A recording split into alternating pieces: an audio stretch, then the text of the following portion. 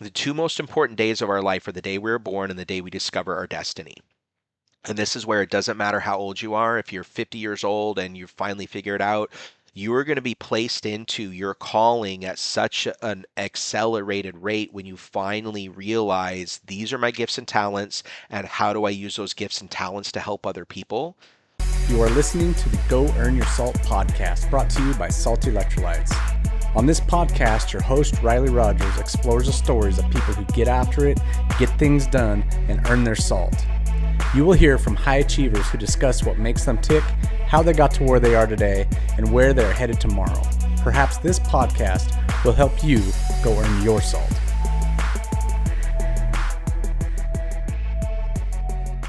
Today we have Kevin Lucas with New Hope Regeneration, their stem cell therapy, on the episode today. So, Kevin, welcome to the show, man. I want to introduce Kevin, and we met during, gosh, it was a jiu-jitsu seminar in Northern Idaho. Was the first time we met, wasn't it? Yes, sir. Yeah, up at Sandpoint, Idaho, with at a Brandon McGothran seminar, BMAC. Yeah, man, it was just a fantastic experience. So Kevin and I kind of hit it off right away. We got to grapple together. That usually helps. It kind of takes the edge off. But we got chit chatting and realizing how our two companies can really work together, and friendship blossomed from that. And then we ran into each other later at another grappling event down at the PGF in Las Vegas. Got to spend some time together down there, and yeah, we've kind of watched each other grow. And I'm just interested in Kevin, his story, his business, what he's got going on. It's a fascinating. It's fascinating. So you guys, Kevin, again, welcome to the show, man. Thanks, Riley. Super excited, very grateful and honored that we get to be on chit-chatting and talking all things jiu-jitsu and life and business. And man, this rock's not always easy to be on, and so getting to do it with other people that are like-minded makes it a big difference. It's amazing. Yeah, I agree. I agree. So, Kevin, talk about yourself, man. Who are you? Where'd you come from? What was life like as a kid? Yeah, so my name's Kevin Lucas. I'm the co-founder of New Hope Regeneration, and now for about the last 10 years, we specialize in doing regenerative therapy. I've been in the healthcare field since I was 18 years old. Before we got into stem cells, my specialty was in neurobiology, pain science, and fascia, connective tissues. And what we did in our practice before was we worked with a lot of movement disorders. So Parkinson's, MS. I worked extensively with special needs kiddos, and then high level athletes, right? So the therapy that we used to do was very effective at helping people move better, learn how to walk again, learn how to more effectively use their body, be in their body, retrain their body. And it was amazing. I was did a ton of teaching. I traveled all over the country, teaching special needs clinics, how to work with special needs kiddos, and how to teach parents how to work with their kids in case they couldn't get them into clinics or facilities. But my passion and my desire to help other people stemmed from a pretty challenging, experience I had in my life as a kid. Between the age of 5 and 6, I was very severely sexually abused, raped, and tortured 4 to 5 days a week by my daycare provider's son. I was 5 and 6; he was 13, 14. At the end of that trauma, I ended up needing emergency surgery. They had to remove 8 inches of my large intestine. They had to piece my insides back together. It was a really terrible experience, and a lot of people, get a little uncomfortable talking about that. When they hear about sexual abuse and trauma, they think, oh, of course, girls and women and stuff, but they don't realize that it's, the epidemic is really this is the true global epidemic. So after my surgeries, multiple surgeries to kind of fix things on the inside, my dad actually worked with a guy who trained Wing Chun Kung Fu. And he would come to the house, and that only lasted maybe a month and a half, 2 months, and would learn the basic horse stance and front punch and front kick, but that is what really started my love of martial arts and my journey into martial arts. I didn't train as a kid. Actually, I did other sports. I played soccer. I skied when I could, but soccer was really my favorite sport. I lifted pretty heavy. I was on the track team. I went to a tiny little farm school, and they didn't have soccer, so I did track. And then as I was able to get old enough and drive myself, I would ski when I could, and so I was always an athlete, always, doing, outside on my bicycle. I was not a TV kid, I was not a video game kid, and so it was being about being active. But man, that martial arts side of the coin was always there. And when my wife and I met, which was very young, I had a kid, my first kid, when I was still in high school. Cassandra, my then girlfriend at the time, and my wife now of almost 30 years, she got pregnant my junior year of high school. And so we ended up getting, kicked out of my house. My parents did the right thing and said, hey, you're not going to be a part-time dad. So you had this baby with this woman. You're going to move in with her and her family, or you guys get your own apartment. And so we did that, and we're moving in together. And I got this giant box of VHS tapes, and she's like, "What are those?" And I'm pulling out, and it's Drunken Master, and it's Eagle this and Talon that, and she's like, "Oh my gosh, you are not bringing those into the house." And it was my giant box of old kung fu movies, and it was just a passion that I had, and that's really kind of where things started. My love of martial arts came from being able to train with someone, even just briefly, and then that's kind of how I got into the world of wanting to help people. That abuse that I experienced really was the catapult to have this obsession of wanting to help other people. Now, when I was 6 years old, I didn't know I'd be, having stem cell clinics throughout the country, and working with icons, in the industry like Hoist Gracie and Bruce Buffer and Big Dan Mergliata, and a list of clients, really runs pretty deep with us. But man, that's kind of how it all got going. Was a pretty horrible experience to it. Now I get to do the coolest thing ever, man. I get to travel around the country. We get to meet the greatest in the fight game, and we get to help them stay well and be better, and have injury prevention and injury recovery. And we get to watch people live their dreams, which is running their schools, teaching their seminars, competing. I just literally pinch myself every day. That's amazing, man. That is amazing. So talk about that. So you had gone from you made a business transition is what you were saying there. Yeah, So you had a certain kind of vein you were in, and then you moved right. over to the stem cells. What caused that transition? What was the motivation there? Man, it was like a bolt of lightning moment. It was I was talking with someone one day and realizing we were literally just helping people manage their decline. Like the therapies and the things and the interventions that we had before were the most helpful thing that we had experienced and seen, which is why we were so successful in our clinics. And I was teaching around the country, in Canada, and all throughout the United States. And I was highly sought after as an educator within the therapy that we used to do. But God really just put it in my heart one day, and it was like, you're literally just helping people manage their decline. What if you could help them actually regenerate and repair? And that was the catalyst. And I said, well, okay, what does that look like? And being in the healthcare field, I've known about stem cells for close to 30 years now. But it was all of the stuff that came with it. Well, is it aborted cells? Is it this? Is it that? Is no, you can only go out of country, and which was true for the longest time. And then 2014, 2015 came around, and our team was actually the team that helped the FDA lift the moratorium on people being able to receive regenerative therapy in this country. And so that was a trajectory change. At no point before with what we were doing was I having a client who was extremely diabetic become not diabetic, or a client who needed an ACL reconstruction be able to skip the surgery, or have their surgeon say, hey, you're no longer a candidate for this cardiovascular procedure because you've made X amount of progress. And those are the kinds of things that happen every day, all day, for our clients with stem cells. And so, as soon as I saw my first couple of clients make this massive turnaround that we had never seen in the previous, 18, 19 years of private practice, to what on earth is happening here, I stopped everything else that we were doing before, and we became hyper focused on the stem cell side of the coin. And we just started pumping that handle. And now, we're one of the most successful organizations in the entire world offering regenerative therapy. By the end of this year, by the end of 2025, we'll have delivered 350,000 stem cell therapies.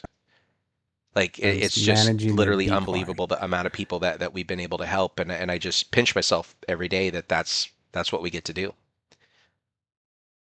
That's right.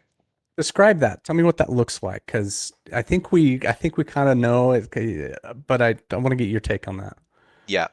Yeah. So the analogy I like to use is you got a car and the bumper's falling off, and you put that piece of duct tape on there. And they even make color matching duct tape now. So if you got a blue car, you can just put blue duct tape on that. So it's not like, oh, they've duct taped their bumper. uh, Athletes, I mean, all human beings, but particularly athletes, particular jujitsu bodies, it's like an abusive relationship. Someone's telling you, like, hey, this is really not good. And you're like, oh, it's not that bad. They're really not beating me up that much, or they don't really verbally abuse me that much. And we kind of go through that same relationship with our bodies. Our bodies are screaming at us, and we're just like, oh, hey, be quiet. It's not that bad. We can get another roll. I'll go ahead and roll with that, 320 pound, roided out blue belt, and it'll be fine. It'll be fine. And then the next thing you know, it's not fine.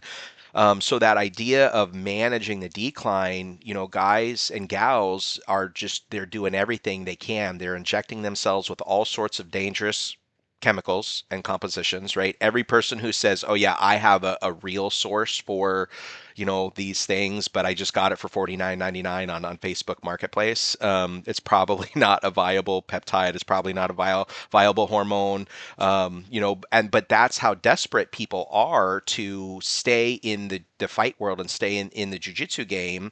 And we just and that was shocking. People were having some very serious reactions.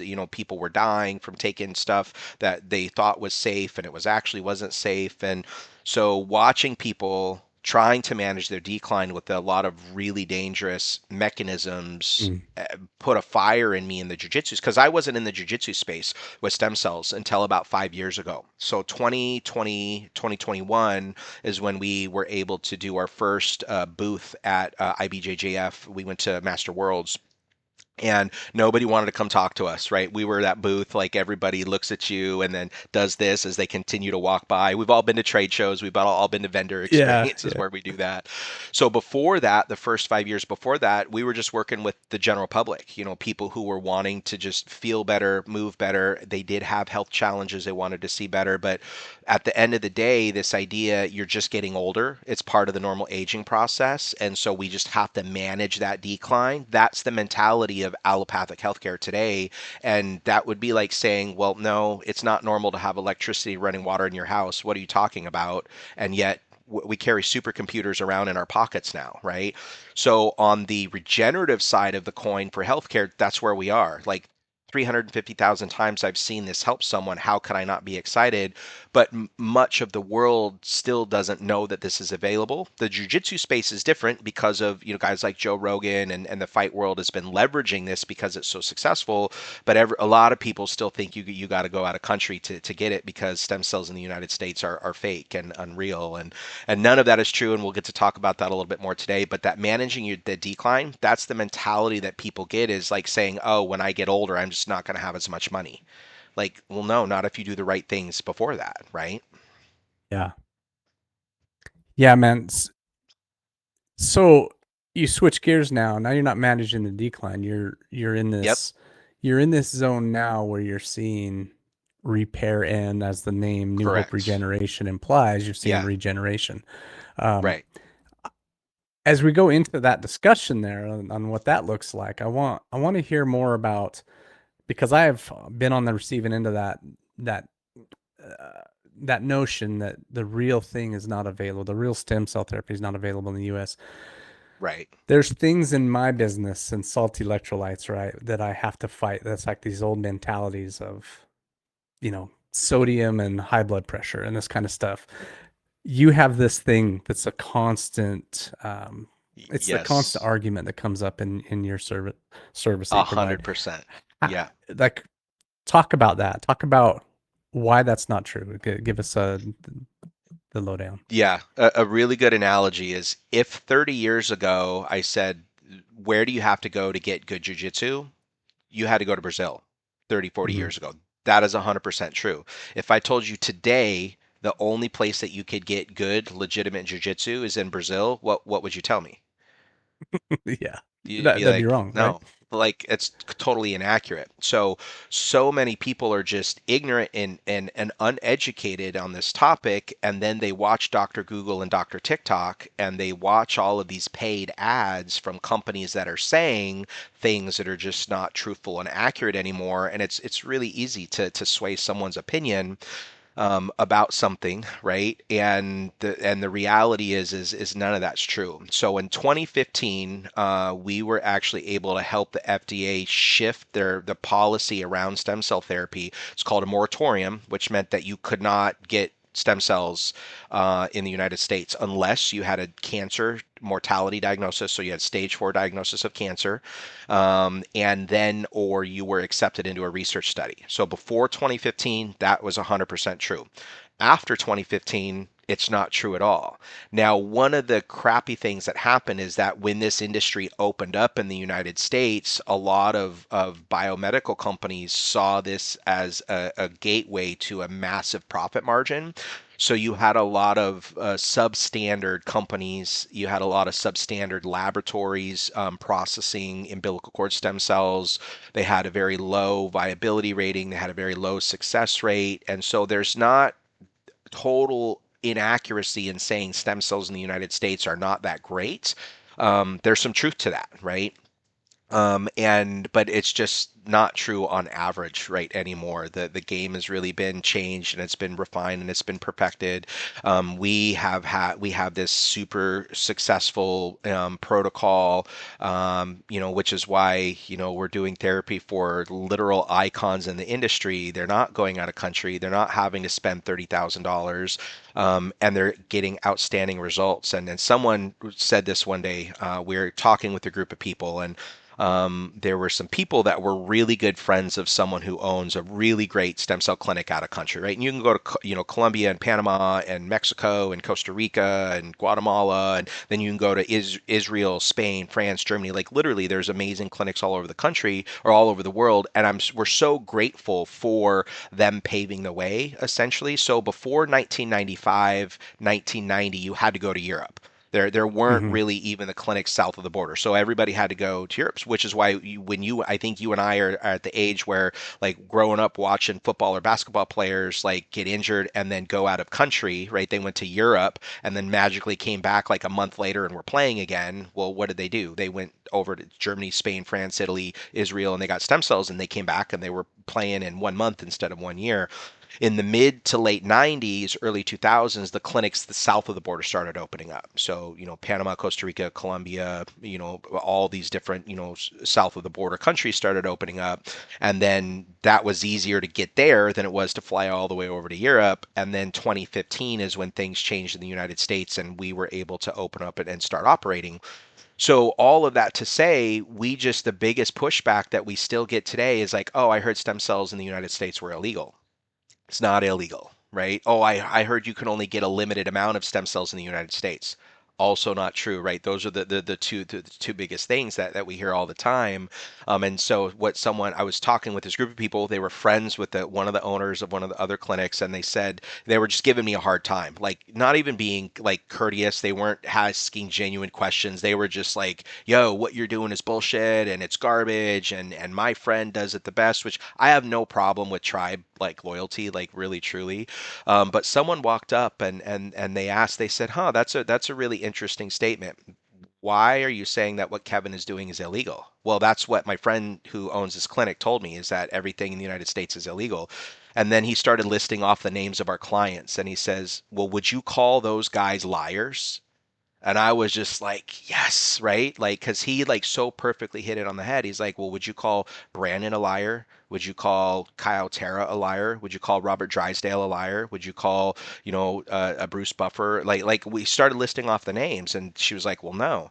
Well, do you know they're all clients of Kevin's? And in addition to that, not only do they get therapy, but their family members get therapy from New Hope as well. And if what Kevin was saying wasn't true, do you think that they would not only not see him, but then not also bring their family members in?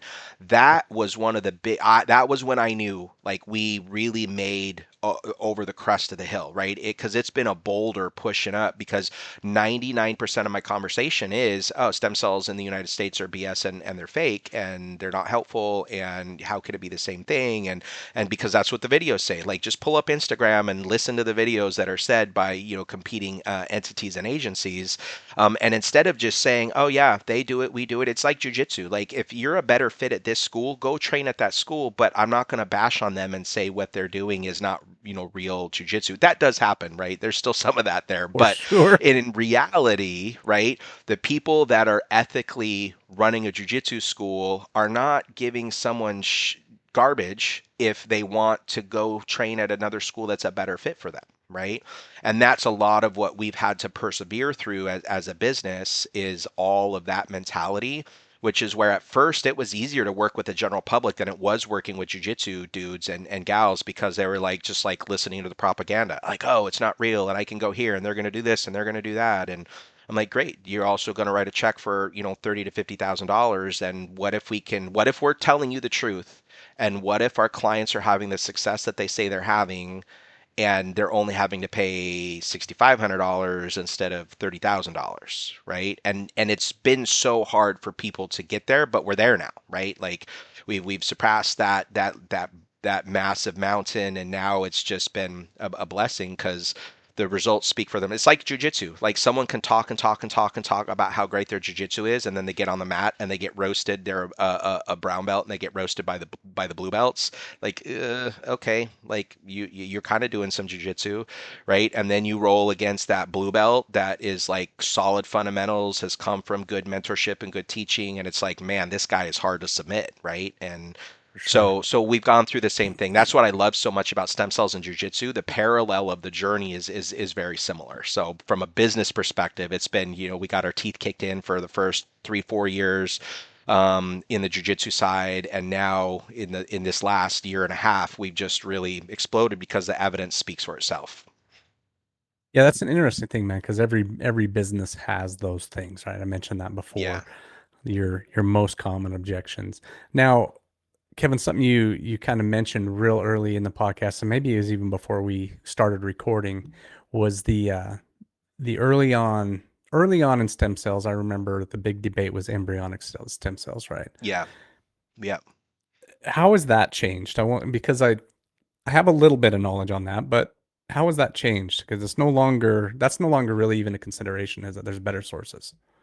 That is 100% correct. So back in the 50s and the 60s, when the scientists kind of discovered the idea of stem cells, or they thought they discovered these stem cells, right? They were pulling these cells from an embryo, and they were blank, right? They were like trying, like, man, what is the cell? What does it do? We don't. So that was kind of the start.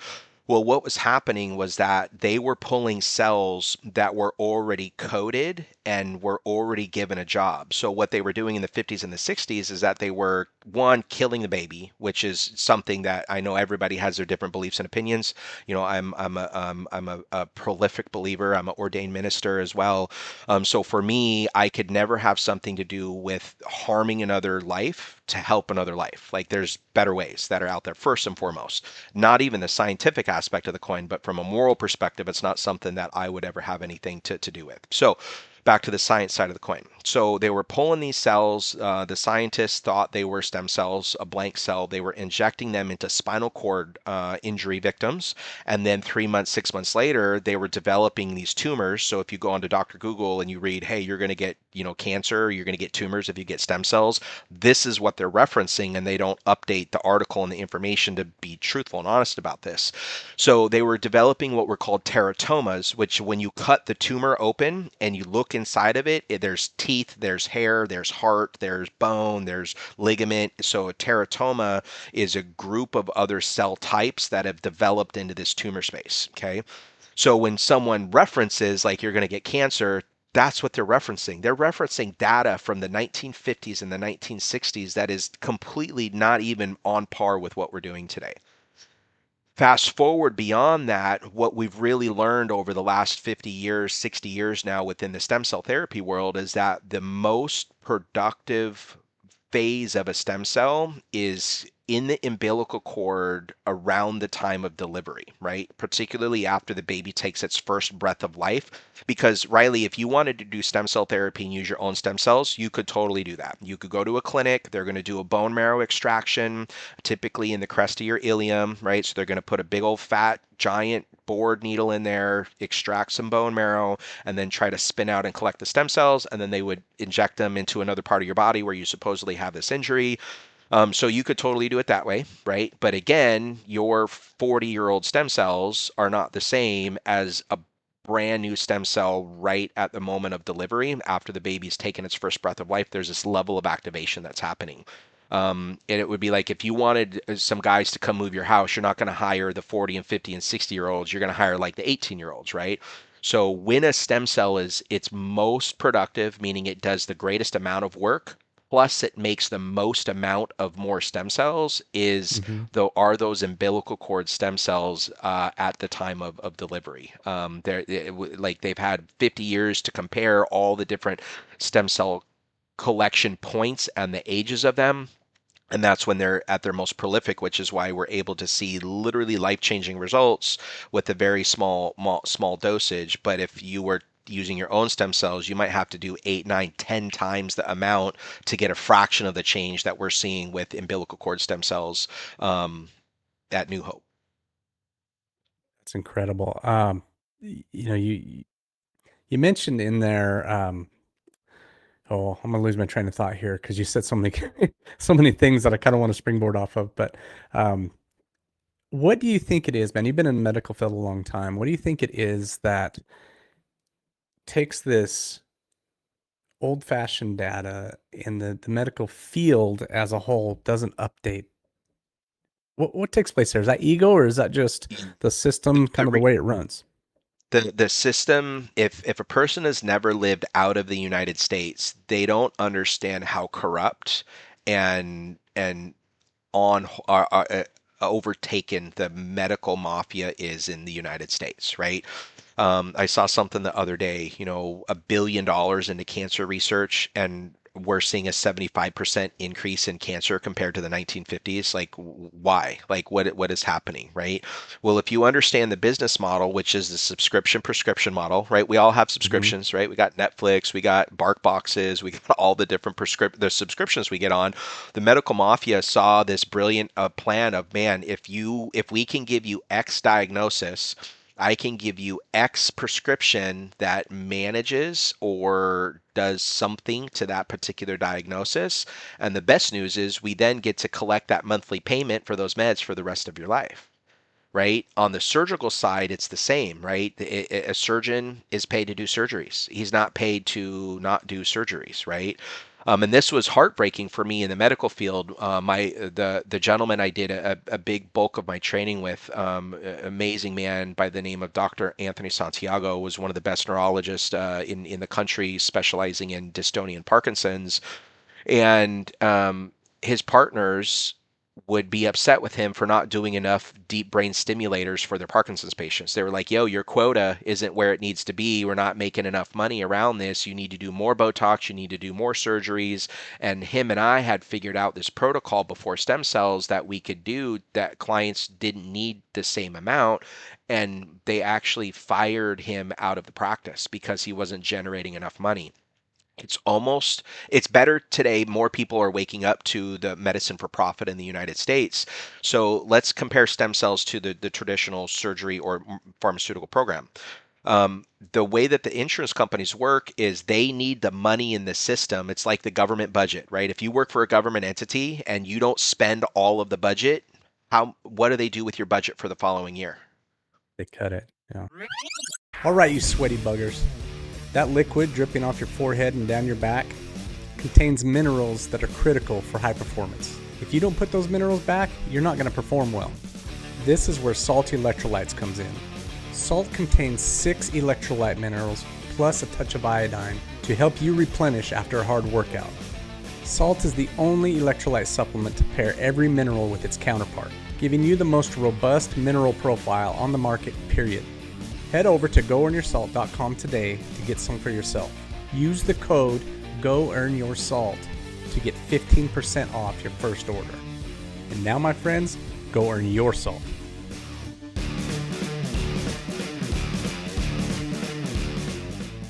They cut it. They say, oh, well, you didn't use all that money. You don't need all that money. So we're going to go ahead and give you less money for next year. The insurance system is set up to have money changing hands, and that's what props up the whole thing, right?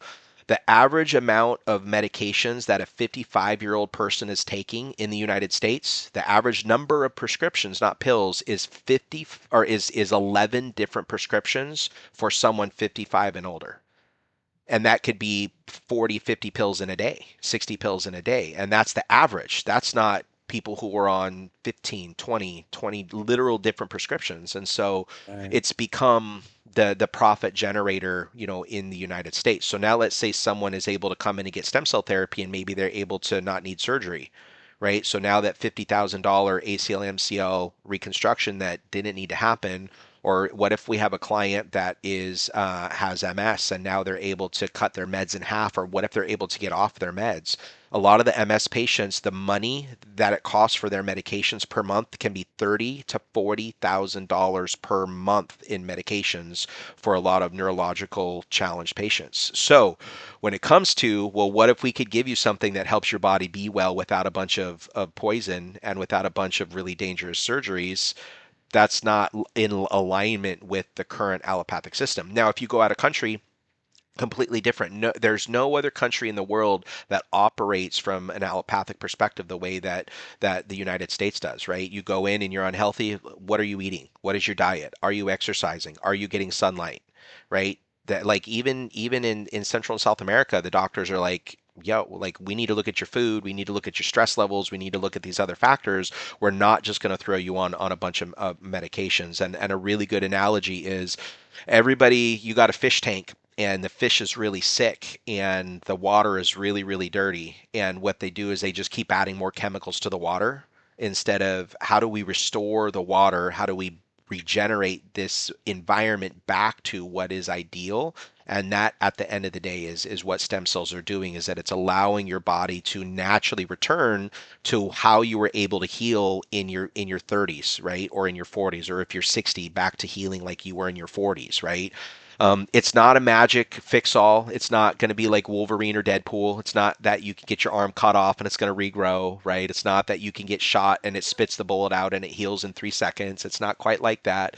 But the reality is what we're able to help a client with their own body with stem cells, is that it's literally just reversing that clock. And you and I both know, if we get an injury at 40, it's different than getting an injury at 35. Getting an injury at 35 is different than 30, right? Every 5 years makes a massive difference. And so the number one reason people quit jujitsu: injury. Like, Yeah, they, man. they just can't, they can't even come to a fundamentals class without paying for it for 2 months. And now they can't go to their job, or they go to their job and they're messed up. It's destroying their relationship.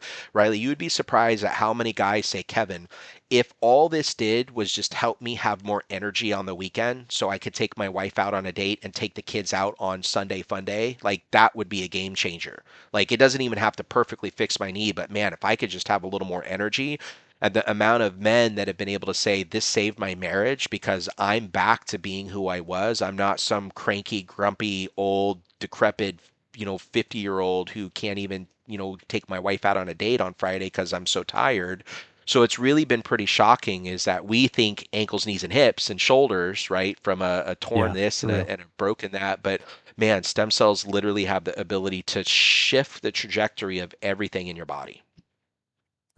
Wild, man. Because I jokingly, somebody asked me on the date that I received my black belt, right? They asked me, dude, are you ever sore? I'm like, yeah, man, for the last decade and a half. Yeah, There's something sore all the time. Now, I've right. never had a major injury, right? Um, but there's always something tweaked, right? This is Yep. the nature of a fight sport. Right. We're not in there. or not knitting is how you hear guys say it. You know, That's there's a right. physicality Yeah. to it. Um, and I don't know if you know this, Kevin, but when I was in the 10th grade, I had an accident on a sled where I crushed three vertebrae in my lower back. So I was for a long time I'd have major muscle spasms down there, and it was all kind of in Yeah. that psoas region, lower lumbar. And I'd Right. get to this place where like I couldn't even straighten up. But I started noticing over the years if I kept my core strong, if I just do Hmm. some crunches on a regular basis, that kind of Right. thing, I would stay loose down there. I would stay, everything was good. And jujitsu has been that catalyst for my core staying strong and me being healthy in that regard. And so I haven't had hardly any uh, back issues since I started jujitsu. Yeah. So there's like this trade off, right? It's like I'm tweaked Right. all the time, something's sore, but yet the major things that were sore when I'm inactive aren't. Right. And you know, that's a cool part about it. And I think listening to you talk about taking these major injuries and seeing some healing with no surgery, it's Yeah. freaking fascinating to me, man. Yeah, it's really like you're not going to be able to like read everything in detail, but I want to show the viewers. Aside from my wife and my kids and my grandkids, my most favorite thing that I have is on my folder or on my phone. I have this folder. And it's called Positive Testimony, and every day I wake up and I get messages from our clients every day, and I'm just gonna just kind of show you, like every day, this is my life. People sending in their X-rays, people sending us their blood work of how things are different, people sharing, what they like. This is a crazy one. This is a dog bite. The guy happened to come in for stem cells. He went home that afternoon and his dogs got into a fight. So this picture here is of the bite itself. This is 5 days later, no stitches. Like Oh that wow. would not have healed in that capacity. But like this is just my day. Like every day, like I hundreds and hundreds and hundreds and hundreds of messages of everything that you can think of, from autoimmune challenges to inflammation issues to tears and breaks and strains and sprains and everything in between to mental emotional challenges. I mean, we have a lot of kiddos on the spectrum that we're helping, and for all of the bots listening to our phone call right now or our podcast, I want to be really clear. We are not curing or treating any disease or condition with stem cell therapy. It's out of our scope of practice to cure or treat. The only two things that can legally cure or treat in the United States are surgery or pharmacology, so we're not making claims that we're curing or treating.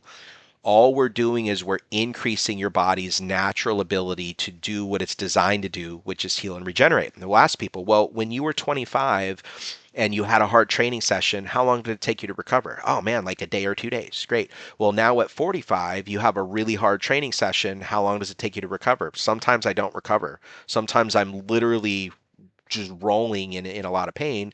Well, what if it didn't have to be like that, right? And so one of the funnest things that people tell us after they get therapy is they're like, I get to go to jujitsu now and just play and not have to worry about who I'm rolling with that day, not have to worry about what side of my body I can use, not worry about how I have to modify my game and this is why so many guys stop competing. And I didn't really know this until we started seeing the evidence and the success, 3 months, 6 months after therapy, is that we had guys that stopped competing because they could not do a triangle on one side because they couldn't get their leg in the right position. They had to completely adjust their whole jujitsu game because they got a bad shoulder. So now I got to do everything from my left side instead of my right side. And they come get stem cells, and then we get a little love hate text like, I can't believe like we just rolled with whoever and they just destroyed me. I've been training with them for 5 years. They've never been able to do what they're doing on the mats.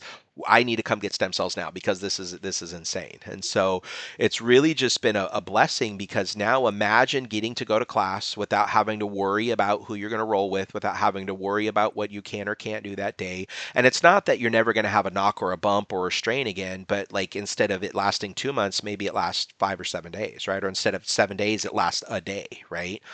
Gustavo Dantes hadn't competed in like 8 or 9 years, and this year he took gold at three majors and silver at Master Worlds, right? So he did the Grand Slam and missed the full gold Grand Slam by a silver medal at Master Worlds, and he hadn't been competing, and he is one of the most prolific competitors on the planet. And he had to stop because he could not operate within his body the way that he needed to perform at a high level. And now he gets to just go do what he wants to do. Man, I heard a story here recently about an athlete friend of mine who he stopped the sport that he's loved for the last 15 years because of these Hmm. nagging injuries. And what happened is he got sick. And so he had this I it was kind of during the time that I got pneumonia here last year. I don't know if you even know about that, but he got sick at the same time and ended up spending about 6 weeks away from his sport, right? Yeah. And he realized in that 6 weeks it was the first time like everything felt good again from 15 years of doing this thing. And Right. he told me, and it kind of broke my heart, but he said it's the first time I haven't had pain in the last 15 years somewhere, Yeah. and I kind of like it, and I'm not really missing the sport right now. Right. And I was like, oh crap, man, because I know he loves it. It's just something that's just been part of his life for Right. a decade and a half, maybe even longer. But he's like, I don't know if I'm going back, Yeah. man. Yeah, I mean that's a reality that everybody has to get to is that they got to weigh the it's the pros and the cons. Like, man, I love doing this thing, but I am jacked up afterwards, right? I love doing this thing, but now I can't walk for a couple of weeks. Or I love doing this thing, but I got a deployment hitch coming up, and I can't be messed up while I'm a deployment, right? So imagine being in a situation where you did not have to think that way, right? You could just function the way that God intended, which is to function well until we graduate, right? There's a point. We're not going to live forever, right? Stem cells are not going to make you immortal. There's a point at which we're called back home, right? But what if up until that moment your body can work better? And to piggyback off that, Riley, the thing that really was heartbreaking to me was as I was being introduced to another academy owner after academy owner, the story was the same. Kevin, I am ashamed to go into my own academy because I'm so broken. I can't even teach basic fundamentals classes anymore without paying for it for 2 or 3 months. How can I have this business and how could I be the representation of this? And the antithesis actually is you're broken, you're disabled, and you can't even walk. And so I didn't realize how real that was across the board until all these academy owners started working with us, started partnering with us, started getting stem cells, and now I'm getting thank you letters from their students. I'm getting to roll with master whoever. I'm getting ready. I can professor is training with us every day on the mats again. I've been his friend for 30 years, and seeing him function at this level is unbelievable. Um, and as jujitsu is where in jujitsu, I really believe we're before the dot-com bubble, right? We're before the explosion of technology. Like we're at this tech, explosion. Jujitsu's at that same place, and look at the growth that we have happening right now. And we have more people doing jujitsu from a younger age, which means typically you're going to see more broken bodies at a younger age because jujitsu can be hard on your body, and we have the ability to help that. Like that doesn't have to be part of that that tribe anymore. Is oh yeah, I'm going to carry the flag of that broken, busted up 45-year-old jujitsu body. I can actually be a thriving, healthy, functional. I can feel better at 45 than I did at 35 because we have this tool. Let me ask you this, Kevin, because you and I are both jujitsu guys, so we always want to talk jujitsu. It's kind of our it's kind of what happens in the conversation. But listeners of this podcast, this is a high achievers podcast, right? And so there's athletes from all different sports. Yeah. Um, do you do you work with athletes in say the running world or cyclists, the cycling world, triathlon, the ultra runners, Yeah, that the sort of a thing?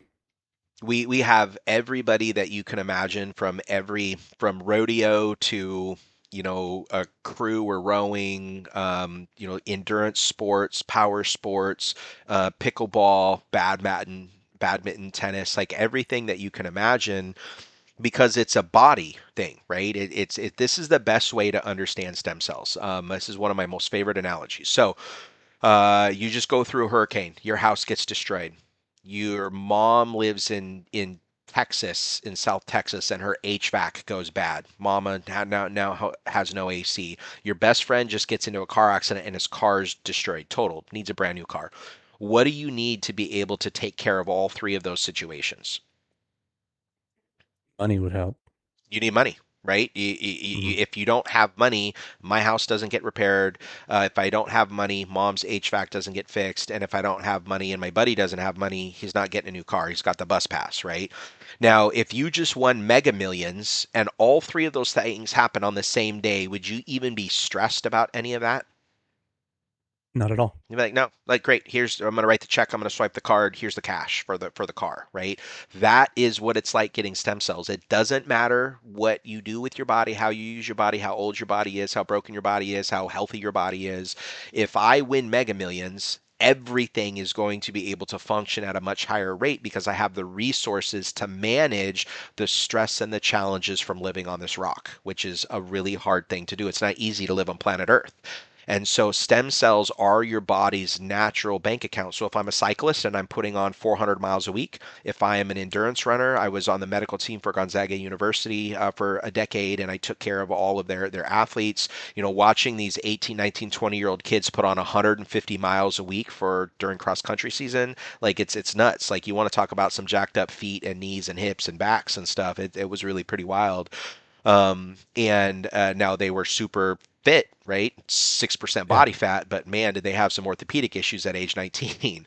Um, all of that can be shifted and changed. So no matter your sport, and because we're jiu-jitsu people, we talk jiu-jitsu, but really truly, like it doesn't matter. You could be you could be a cross stitcher and a quilter at home, and if you want your hands and your back and your shoulders and your neck to feel better, like and your fingers to feel better, this can change that. That's the beauty, is that I don't need to be a specific demographic and I don't have to wait until I'm broken for Mega Millions to change my life. It's the same thing with stem cells. You don't have to have a specific diagnosis or condition or be in a certain sport or hobby or activity or career field. It literally will change everything you're doing because your body's health and wellness is 100% dependent upon your stem cell bank account.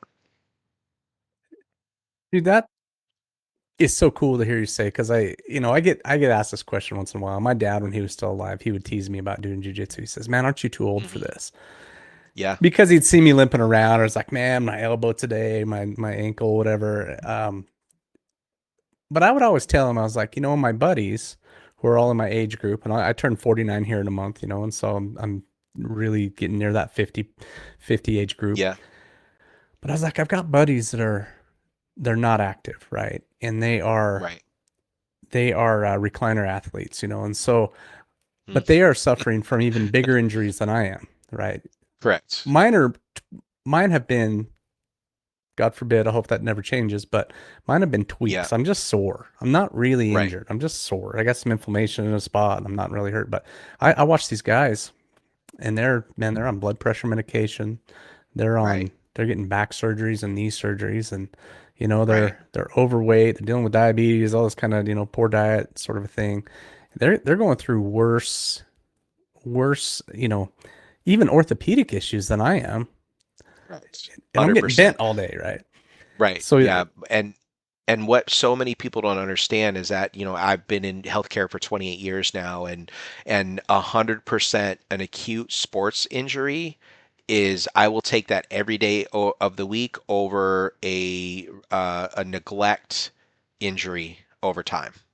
Right. And we're just in this spot where, man, if all I got to do is walk to my car, walk to the kitchen, walk to the toilet, go sit at my job or sit at my desk, or even if I'm doing manual labor stuff, but all I'm doing is those basic activities, our egos still think I'm that 20-year-old. I can do the same as all my other buddies at 45 or 50 or 55. And then you're put into a position where you have to use your body that you've let go.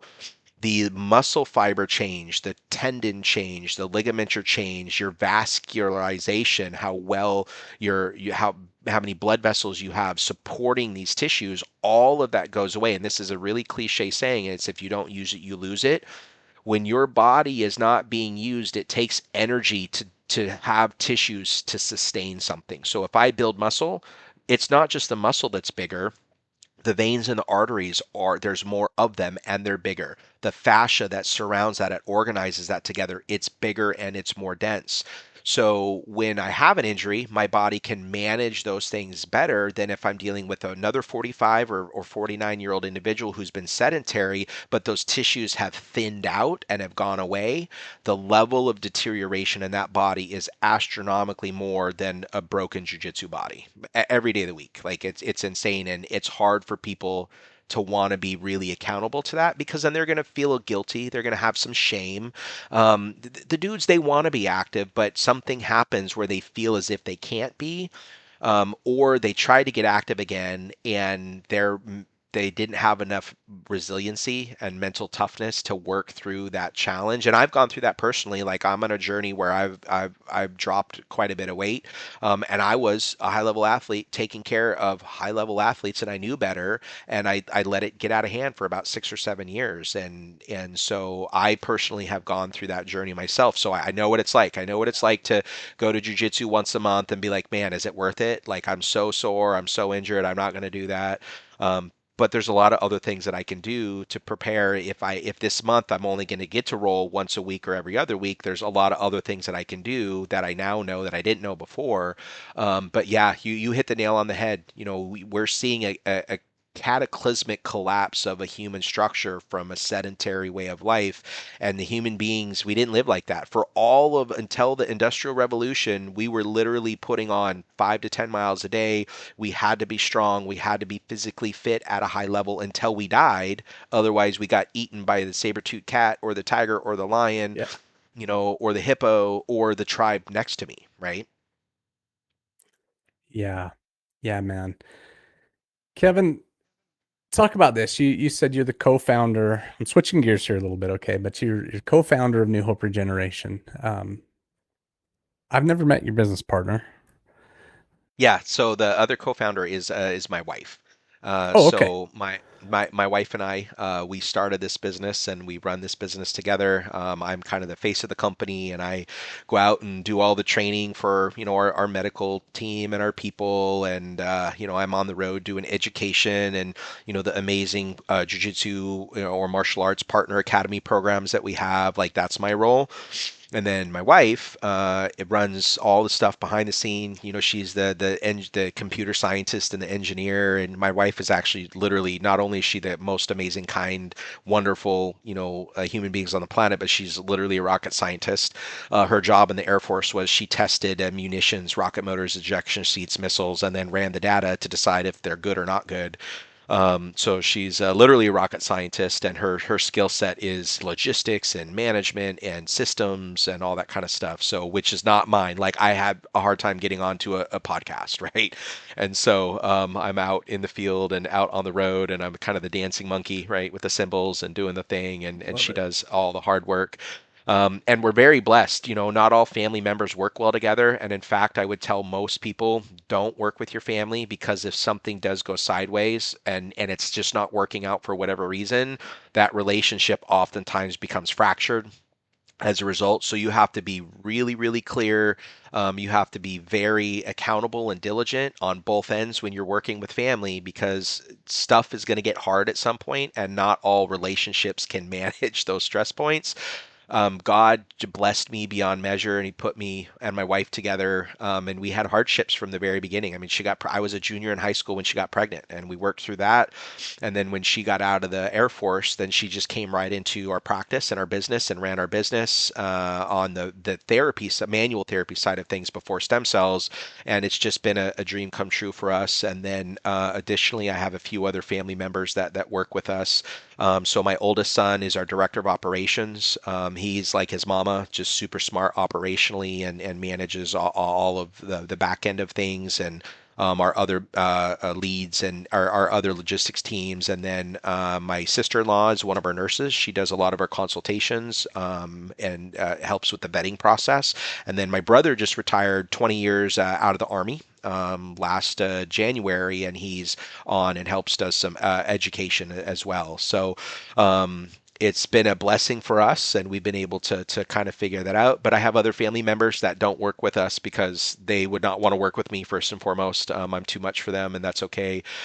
So working with family can be a very tricky side of the coin, and it's not for everybody. Well, that being said, what you're doing it successfully. So what precautions or what things did you preemptively set up in order to make this possible? Well, we had some really good counselors that helped us through some challenging points. And is the argument today about what was going on at work, or is the argument at work about what's going on at home? And is the argument at home, or the challenge or conversation that you're having at home about home stuff or work stuff? Um, if you do not have a passionate desire to communicate at the deepest possible level and problem solve, don't do it. If you want to boss your spouse around and you want to be in control, don't do it. It's not going to work. You have to want to get ahead of any issues that are coming up. And what happens in most relationships is that things start to go sideways. Someone is stressed or challenged or frustrated, or something isn't going well. That doesn't get communicated. Then over time, things happen. And then you hear someone say, well, we got divorced because he would never pick his socks up off the floor. It wasn't about the frickin' socks. It's never about the socks, right?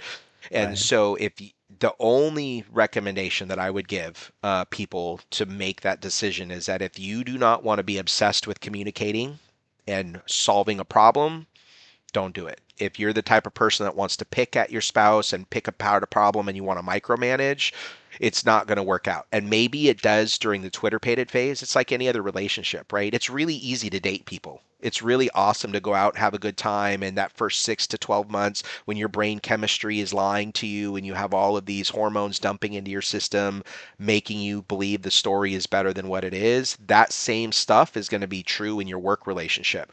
So you and your spouse, or you and your brother, or you and your cousin are going to start this business. Everybody's excited. I'm going to get out of my shit corporate job. I'm going to get out of that cubicle. We're all, sis boom ba, excited. And then the reality of business comes into play, and then the relationship part of that comes into play. And most people don't want to solve a problem. They want to complain about the problem versus solving the problem. And so that would be the first requirement. Like, hey, tell me. And when we're bringing people on, because we're really growing, and so we're in a spot where we're looking for more people to help share the message, the first question I ask someone is, what are your patterns when things go sideways? Like, how do you Mhm. respond when things don't go your way, or you're not maybe having the success that you want? And then the other question I like to ask is, do you like to focus on, complaining more than solving problems? Right? Because if you're willing to solve a problem, anything is possible, and you can get that through that quite quickly. And that's the difference between people who can do jujitsu or not. Right? I think the striking world, it is about solving some problems, but there's always room to get away. There's always room to retreat. There's always room to get a little bit of space. Even if I'm against the cage, I can step one way. But when you're on that mat and someone has your collar, and then they have like a pant leg, and you can't go nowhere, and now you got to problem solve out of that, and you got to be good and excited to problem solve through that, working with your family is the same thing, man. So if that's not there, I would encourage you to find a hobby to do together and not a business together. But Yep. the other end of that is the magic that happens. I truly believe, the scripture tells us, God gave man and woman man, and two flesh become one flesh. And what my wife and I have been able to accomplish together because we're on the same page, and then what my wife and my son and I have been able to accomplish together, is miraculous beyond anything. But it's because our faith in God and our desire to have good relationships first lets us then build a business around that. Kevin, you mentioned in earlier, you used the word micromanage, right? Hmm. Which has the inverse implication of delegation and allowing Right, people to do what they excel at. right. What strategies have you guys taken in that regard? Business owners, I want to talk to you for a second. Do you have a retail space inside your location? If so, I want you to think about something. Your customers are buying electrolytes. You know that, right? The problem is they're not buying them from you. Well, Salty Electrolytes can help fix that with their wholesale program. They can bring these sales to you in-house so that your customers get the electrolytes they love from the company they love, you. All you have to do is head over to goearnyourSalt.com and scroll to the bottom of the page and click Apply for Wholesale. Do it now before you forget. I know your type, I'm one of you. Once again, that's goearnyourSalt.com. The link is at the bottom of the homepage. There will also be a link in the description on this video. And now, my friends, go earn your salt. Man, I had to get really, and this has only been recent for me. I just was very blessed that, kind of no matter what I did, I was pretty okay at it, and I didn't need a lot of coaching and a lot of mentorship. And I learned, one of my mentors pointed this out. He's like, it's not that you don't need mentorship, you love asking for coaching. You immediately, when something is sideways, will ask for help and you will solve that problem really quickly, where most people don't. Most people actually, they procrastinate, they hide, they're in their shame and their guilt, and so they retreat, and then the problem grows bigger and bigger from there. And so, what I'm getting better at, because I used to just think, oh, well, I'll just teach you and you'll be able to figure it out. Not realizing some people just, a role might literally not be for them and their particular neurobiology. It might not be for them and their learning style, right? Let's say you're a kinesthetic person and you got to be moving and touching something and playing with something while you're learning, and you don't get to do that. That role, you've set that person up for failure right away, because you put a person in a role that they're not going to be able to do. It's like okay, the white belt role against the purple belt, figure it out. They're not going to be able to figure it out, right? And Right. so in business, and what I've had to get really good at, and it's taken me a long time, is the faster I can identify someone's wheelhouse, their gifts and their talents, and what they're passionate about. And if I could keep them there versus this idea that I want to put them in this position, or Mm. they want to be in a position that they are just not a good fit for. For example, I might have someone who's really good at injecting. They can find a vein on any human being, and they are terrible in front of a room talking about stem cells. If I put them in front of 10 people, they immediately, like, but I could put them patient after patient after patient after, and they will hit a vein. They're the one hit wonders, we call them, and they're fantastic at that. But if I try to put that provider in front of a group of people, no one is ever getting stem cells, because that person is not good at presenting, and good at leading a room, and good at educating from a group perspective. So that has been as an entrepreneur and as an employee, working with people and leading people, and leading people, because most of our clients, like, I don't really hire a lot of employees. We have our core logistics team, our employees. Everybody else is a commission only leader and representative. And there's a big difference between leading someone to their goals and then employing someone where you become their source, right? And but Hmm. then what that requires is, how can you as quickly as possible figure out what their strengths and talents are? And it would be like taking someone who is short and stocky and saying, like, mount is the best position for you. Like, you should totally mount that guy, right? I got a 28-inch inseam. I roll against someone who weighs 145 pounds, and my knees can't touch the ground because I got short, tiny little legs. So that game is not really. Now, could I do it? Could I figure it out? Could I spend a ton of time and energy? Yeah. Or I could put myself into a bit better of a position that works better for my body type in the business world. Man, if I could tell people one thing from working and leading other people, the faster you can identify and help a person identify their gifts and talents and keep them in that wheelhouse, the more successful they're going to be, which means your business is going to grow at an unprecedented rate. The problem comes from keeping people in roles that are not their strong suit. So then you have to micromanage. You got to go back and you got to clean up this task and that task. And what do you mean you didn't call the person? Like, this is your whole role, is to go build relationships, and you didn't want to call the person? Actually, I don't really like talking on the phone, and I don't like building relationships.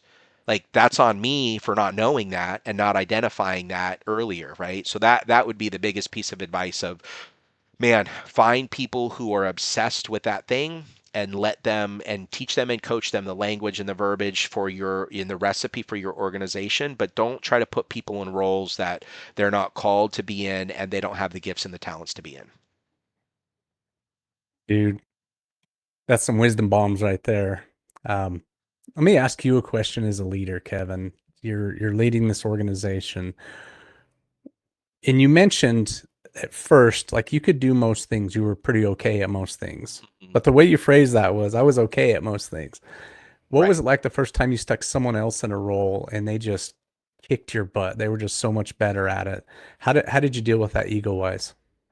Oh man, I that is something that I'm really grateful for is that like I didn't really have a lot of hurt feelings about that too much. Like for example, technology, literally, I don't know what it is, but man, we have a precarious relationships, electronics and I. And a lot of people think that I'm making it up until my team travels with me, and they're like, "Oh man, that system literally you scanned your phone and it crashed the whole system, and we were stuck there for 2 hours. Like, what on or like the car shut down, the lights on the streets blow. Like, what is that?" So this was a lesson that I was really grateful for that man, if I could put someone in a role and they can be better than I am, and I had a mentor say this to me one time, and he said, I want either my team or my kids, I want their floor to be my ceiling.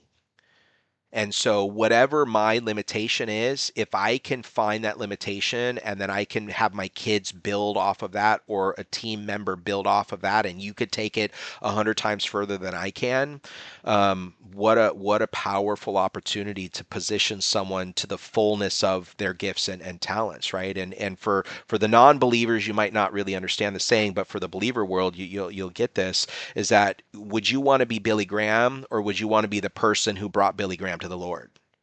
Right? Like that's a really powerful statement is that our ego thinks it has to be us all the time and we can be the source of everything and that's just the delusion that ego wants to I can do everything all the time and when you get to watch a team member live in their fullness and the of their skill set and their love in life and they're having success, man, how horrible would it be for me to try to get in the way of that and say, well, no, that's that's on me and I did that and that's my thing and so anytime and because I'm very I have a very full calendar, the better I get at helping my team step into their roles, it's made my life a lot better because it's been hard. We've gone through a lot of people because a lot of people haven't been able to deal with the pressure of the BS that gets said about the stem cell industry. So they're like, "Man, I talked to another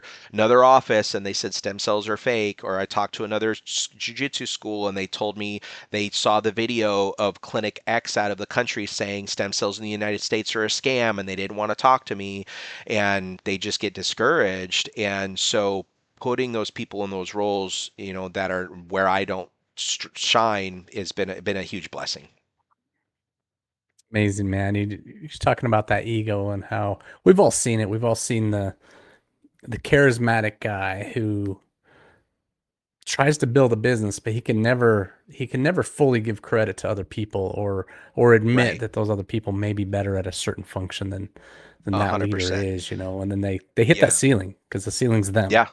Right. And this is where I don't think people really know how to differentiate being an entrepreneur and having a job as a business.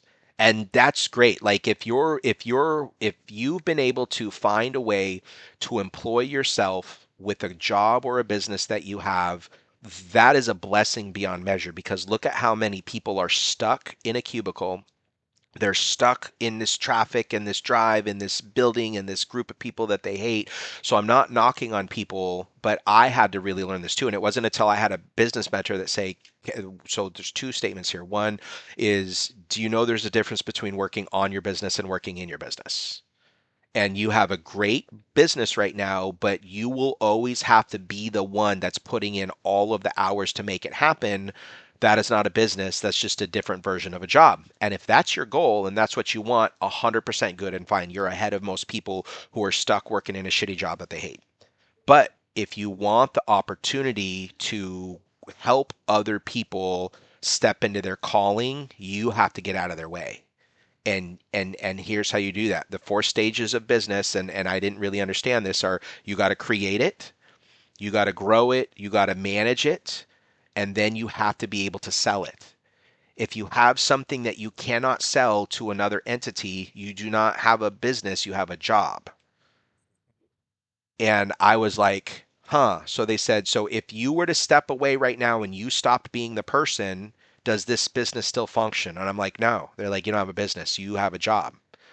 That was like when I really understood, okay, how do I structure a business that allows me to step out of the way and people can step into their roles, and someone, this is one of the most powerful teaching moments I've ever had.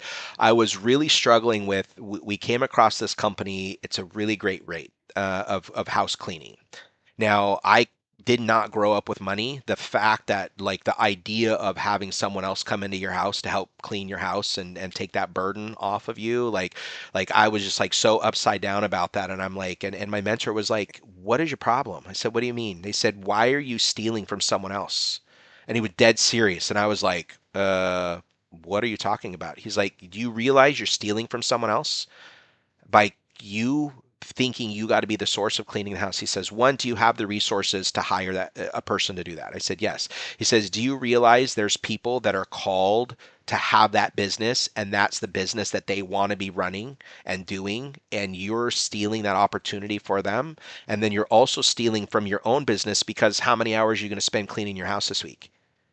And I was like, he said, how many more people could you help by letting that person come in and do that thing that they like? So you're lifting up another person and another person's business, and then you're stealing, from your own business by dedicating time that you don't need to be doing that.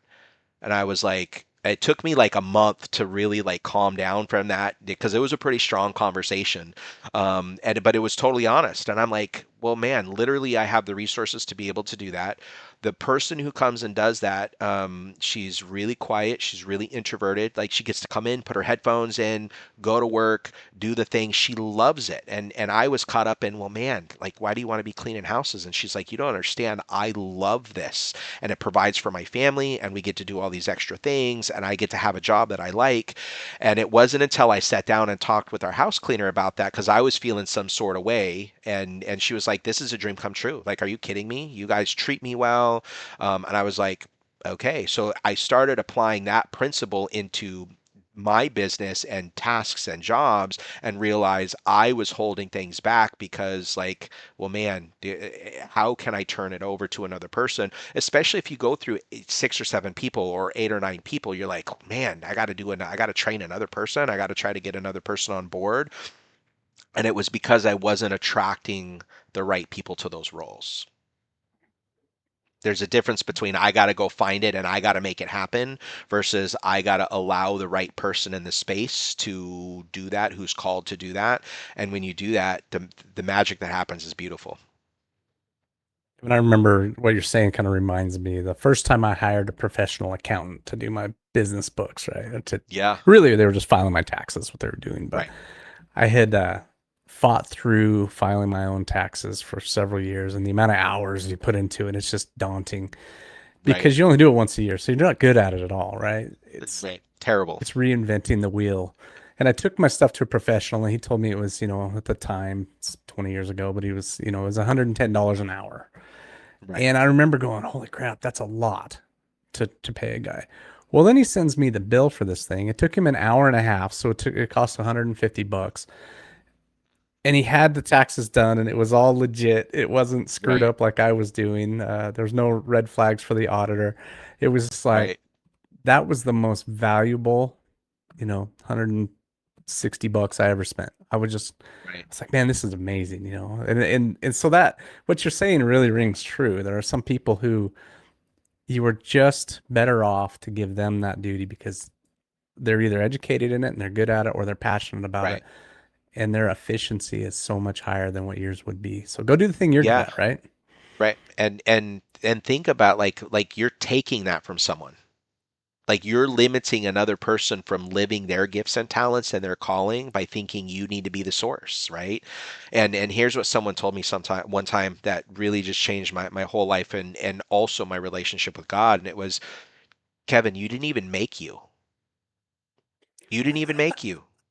So why do you think that it's on you to be the one to make that happen, right? The two most important days of our life are the day we were born and the day we discover our destiny. And this is where it doesn't matter how old you are. If you're 50 years old and you finally figure it out, you are going to be placed into your calling at such an accelerated rate when you finally realize these are my gifts and talents, and how do I use those gifts and talents to help other people? There's some people that are really good at jujitsu that have no business coaching or teaching other people, Right. and they do it all the time, and they ruin other people from potentially enjoying a lifelong career in jujitsu, right? I mean, if you've ever been into an academy where some dude just messed you up just to mess you up, and like as a white belt, you're like, okay, like I get back in the day it was a rite of passage, and we only the Spartans survive, and the Brazilians survive, and everybody else who's weak isn't going to make it, but that's not how we grow anything. Right now, from a competitor level, that might be true, right? But from a how do we bring an entire family into jujitsu? How do I bring the plumber into jujitsu? Well, you just messed up his wrist and he can't go to work the next day. Not saying that things can't happen, but there's some dudes who have no business teaching jujitsu and they're doing it every day, right? Well, that person, or the person who owns that academy that's allowing that professor to fill, or that teacher to fill that role, who has no business working with people, is then potentially stealing jujitsu from an entire other family. And this is where, if man, back to the lesson of, if you can put people in their wheelhouse and let them rock it out, you can have a blue belt who's just a blue belt, but they're so good at building relationships. They're so good at helping someone enter into jujitsu that now he came, his wife is training, and their three children are training. You want to talk about how to blow up your business and have a bulletproof, jujitsu school? You got to put people in their right roles. And this is whether it's a flower shop, a pizza shop, or a jujitsu school, or a stem cell company. These principles are all the same. It's leveling people up and letting them, truly use their gifts and talents, and to help other people. Oh, so beautifully said, man. Gosh, you're gonna make it easy for me to pull clips out of this, Kevin.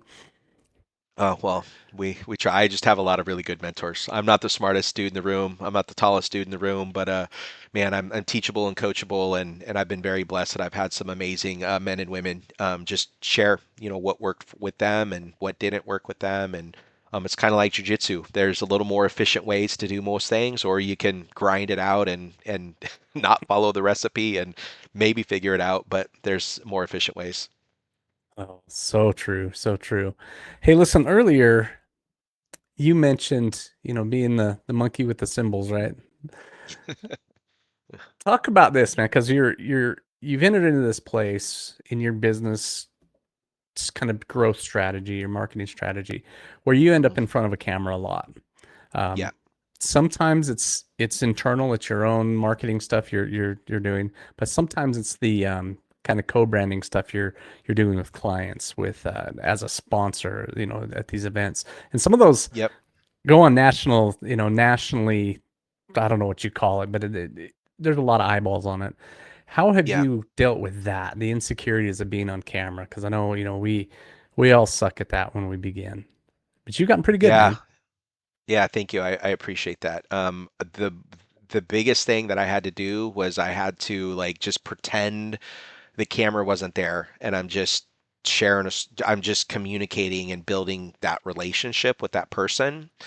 And what I try to do almost all of the time is I try to come from a place where I'm edifying or lifting up another person. Man, I think about it like when you're talking about your kids, or you're talking about your best friend who's doing a great job. This is why when you partner with the right people, this is genuine enthusiasm. When you're partnered with the wrong people, you got to fake that crap, and people are going to pick it up and they're going to notice it, and then it's really hard to do. So the on camera piece is, if you see me talking to Susie Joe at the gas station, I have the same passion and obsession and energy as I'm talking to Hoyce when I'm, working with Hoyce, or we're spending time together, right? And if you can do that and then just pretend that the camera's not there, like, it's really easy. But where people go sideways with it is they're trying to put on a show about a topic or a concept that really They isn't don't care now. honest, and then they're scrambling to try to make it look good, right? Now there is such a thing, and because we've done a lot of filming over the years, and I've done a lot of training and teaching, and have been on camera a lot, but a lot of film companies, when they work with me for the first time, like even early on, they're like, man, we just did that in one take and it normally takes 15 takes, because I'm never trying to share information or talk about something that I am not extremely obsessed or passionate about. Like that's it. That's the biggest thing, is that if you were to try to get me to talk about computers and sell computers, yeah, I'm a really good sales guy, but man, it would be awful and it would be forced and it would be manipulated and I would have to hack the system. And this is one of the biggest things that will change your life. Everybody talks about hacking. We want to hack this, we want to hack that, we want to biohack, we want to, and the definition of hacking is to gain unauthorized access to a system or an entity. And the moment that you're trying to cheat the system and you're trying to gain access to something in an unauthorized fashion, you got to lie, you got to cheat, you got to fabricate, you got to manipulate, and it will never be okay. Right. So this is where when people are like, well, man, it doesn't matter if you're talking to Susie Joe at the gas station or you're talking to this famous person over here, is you treat them the same. And it's because I'm so clear on my mission and what I'm working towards, that it's all natural all the time. And whether I got a camera on and the little red light is on and my mic is on, or we're just sitting around hanging out having a good time, it gets to be the same. Because what's really wild is take that person who is having to try to create content around something they're not really ardently passionate about, and then watch them hang out with their friends. You're like, yo, like, where was that right like 15 seconds ago? You just got off the camera stumbling, what do I do with my hands? Like, I don't know, right? That whole like Talladega scene, like, I don't know what to do with my hands. And then 15 seconds later, you go with your buddies and you're having a good time and articulating and communicating and dropping like wisdom and knowledge. I think all of that comes from, if you're not talking about something that you're hyper passionate about, it's not going to work. And the audience is going to pick it up. And this is a little bit of a neuro linguistic dynamics as well. There's a part of our brain called the amygdala. It's an almond-shaped part, very center of the brain, and it's what helps communicate conscious frontal, conscious thought to subconscious thought. And that part of the brain is communicating with everybody all the time. I could be sitting in a room and all of our amygdalas are communicating with each other, and we're picking up on, and people, the term today is the vibe, right? Which drives Yeah, me crazy. That's the lingo today, is the vibe, the vibe, the vibe, right? sure. Um, and uh, and that's a real thing, and people can know whether you're being truthful or honest or not. And so when you watch people get on camera and they're trying to talk about something that is not something that they're passionate about, like that's when that comes through. So the biggest piece of advice is don't ever go on camera about something unless you really passionate, because then it's there forever. So one, you're making a relationship with that topic or that content that will be there forever for everybody to see. And if you can't commit the fullness of your being to that, down to your soul level, just don't do it. That's beauty. Authenticity. That's what you're saying, right? 100%. 100%. Yeah. Yeah, and like that's the, I mean, when people get to talk with us and then they talk with our nursing staff and then they go to our providers and they come to, like one of the coolest things that we get to do, we call them our Fight Club days. So we have this amazing program called our partnership program. So an academy can partner, become an official partner with New Hope Regeneration. And if you can get 6, 7, 8 guys together who want stem cells, like we'll bring our medical team to your academy and we'll just kind of close the Right. academy for the afternoon. And so when they get to see you guys are the same, no matter whether we're at PGF, whether we're doing a seminar, whether we just went out and had dinner together, whether your team's coming in and we're in the seriousness of doing stem cells, like you guys are just the same, having a good time and having fun and connecting with people and sharing stories, and so we don't put on a show over here and then behave very hypocritically over here and do something completely different. And I think that's why, I mean, we have some pretty big name people that have been chased after by every other regenerative therapy clinic in the world for the last 15 to 20 years, and they told them no, and then they meet us and they're like, oh man, I'm in. I don't know why, it doesn't make sense, I don't understand it, but like I'm in, I'm bringing my family in, you're my school, you're going to be part of my school.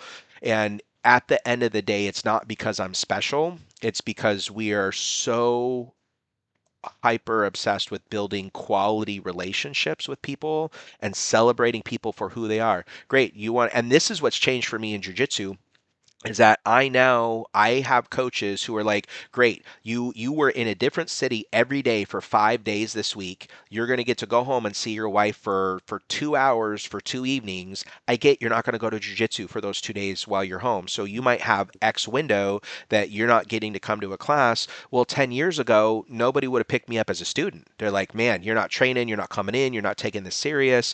And now I have coaches who are like, okay, what is your schedule like this week? Here's what we're going to do. Great, you can actually get into a school because they'll let you come in and they're not going to just beat you up because you're, a new whatever.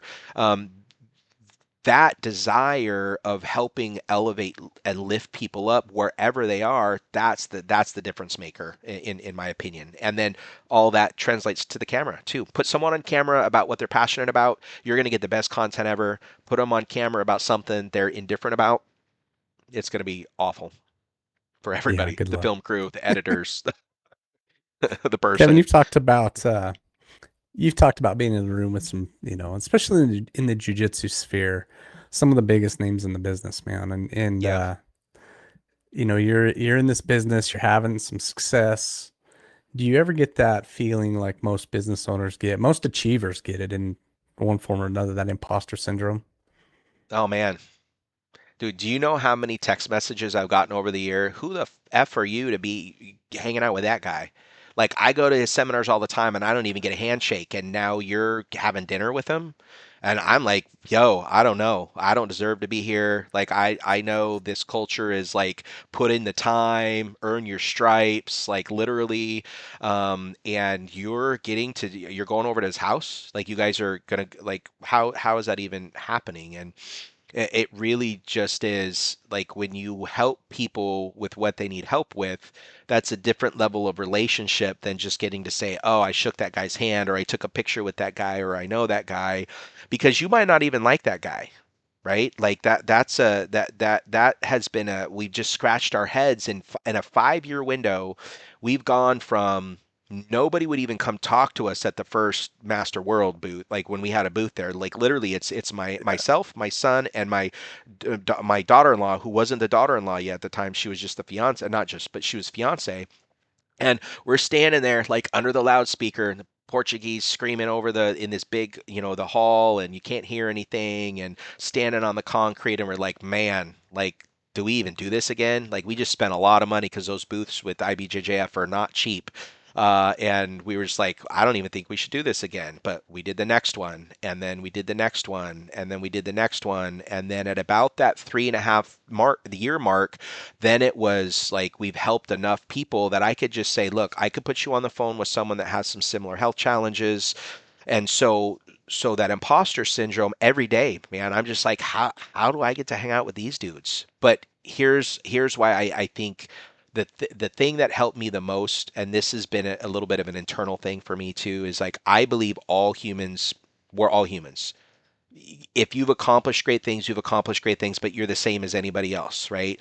And I had an experience last year at a Starbucks, and I'm getting my coffee and I'm waiting, and I like to go inside because I like to interact with people. I'm not a drive-through person if I don't have to. And the barista, she calls out, John, John, your coffee's ready. John doesn't come up. 30 seconds later, John, your coffee's ready, a little bit louder. And he's like, "Can I see that cup?" And he says to the woman, "What does that say?" He says, "I think it says Dr. John and not just John." And we No were way. all like, "Are you for real?"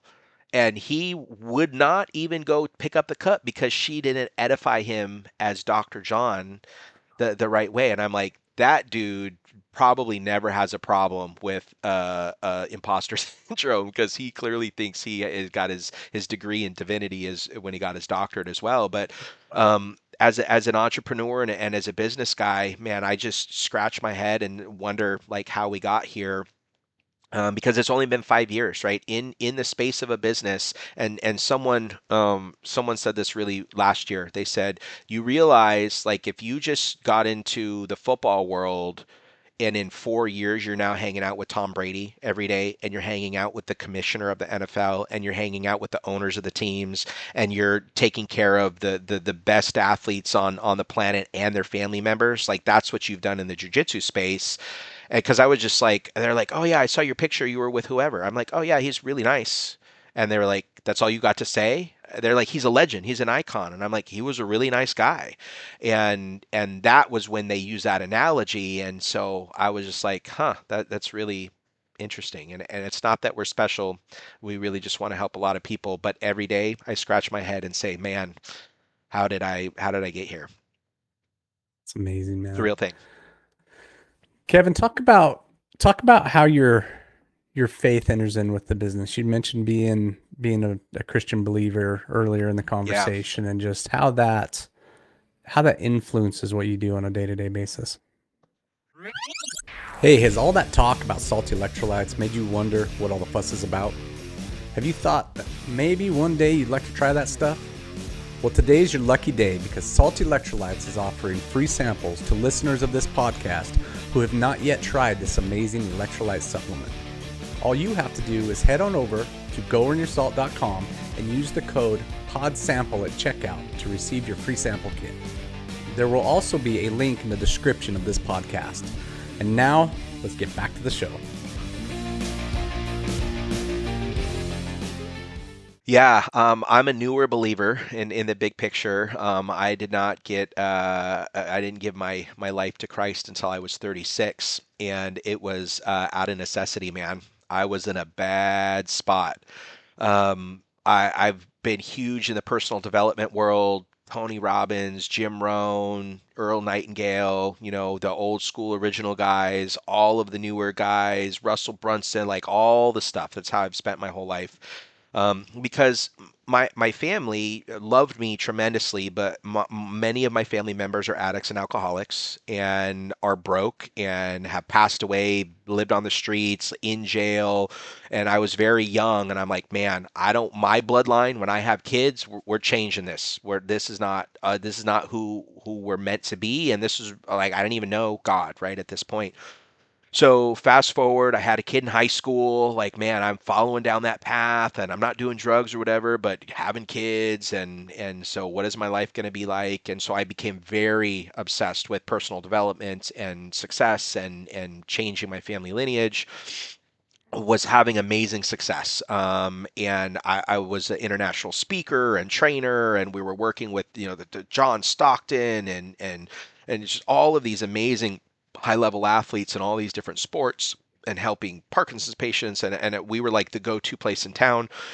And we had this education system, and I was sought after by a lot of these colleges to come in and revamp their programs and their trainings and their certifications.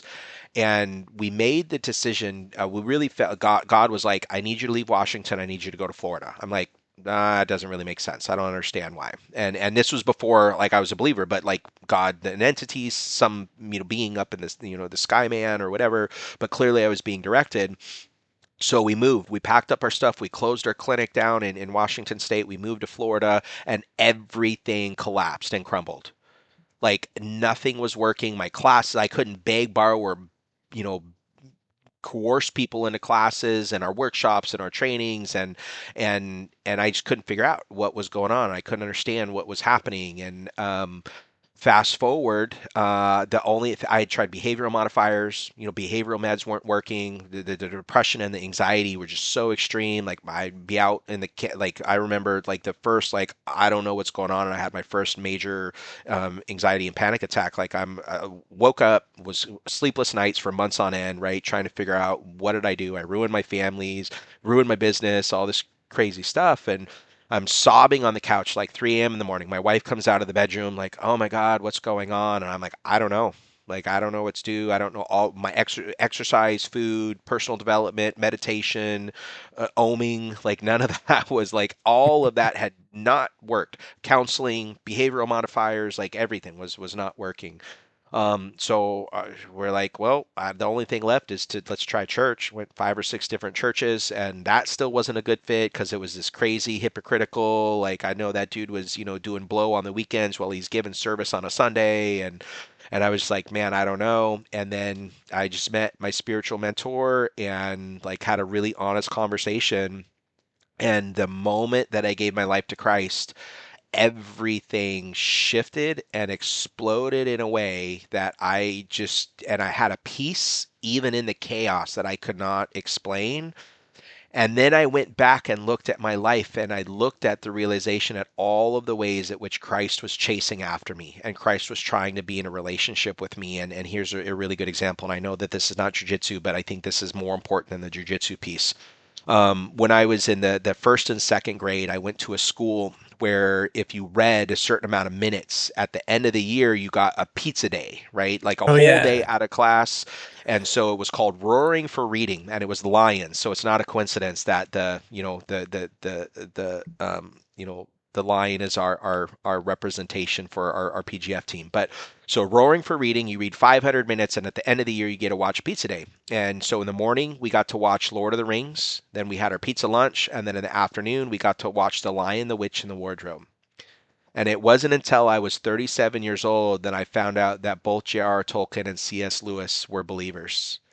And that, like, I just still get goosebumps to this day. I'm like, even when I was a kid, before I was exposed to God and to Christ, like he was chasing after me. Like I had this obsession with the Lord of the Rings. I had this obsession with the Lion, the Witch, and the Wardrobe.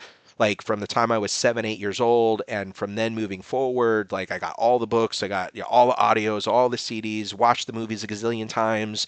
Um, and so that was a moment, it was like, holy cow, like this whole time, like I look at the way that my life has changed. And then when I just gave my life to God and said, I will do exactly. And he'd been trying to get me in the stem cell game, and I was saying no. And so what did he do? He shut the other business down. He just like was like, okay, that go away. Okay, you're still not listening. That's gonna go away. And finally, I was just in tears, and it's like, what do I do? He said, here's what I want you to do. I want you to run the stem cell business exactly the way that you ran your other business. And it just literally took off like wildfire. And now I'm getting to do stuff for other people that I always dreamed of that I couldn't do. And one of the biggest accomplishments that I was able to do last year was we partnered with an organization, called Heroes for Humanity that focuses on rescuing sex trafficked women and children, and then humanitarian aid around the world. Founded by Dennis Price, an amazing man of God. This organization and what they do for the world is amazing. And we got to meet with him, we got to connect with him, and then I was able to write him a check to support his organization to go rescue sexually abused and trafficked women in humanitarian efforts for more than I used to make in a year or 2 year window. And that would have never happened if I kept doing what I wanted to do and what I thought I needed to do versus truly just giving my life over to God and doing exactly what He asked me to do as I do it. And so the more I do that, the more faithful I am, the more I mentor and lead other people in the way of the Lord, the more their lives change at a level that are unprecedented. And this is what I like to tell people. One moment of God's grace is like 1,000 years of your work and effort. And there's a reason. If you are working and trying to make something happen and it's not happening and it's not happening and it's not happening, there's a place for that, and there's a reason for that. And what I would just encourage everybody to do is really just have that deep conversation and discover what you're called to do. Right? You didn't even make you. God made you and he put you on earth for a reason, and that's to help other people.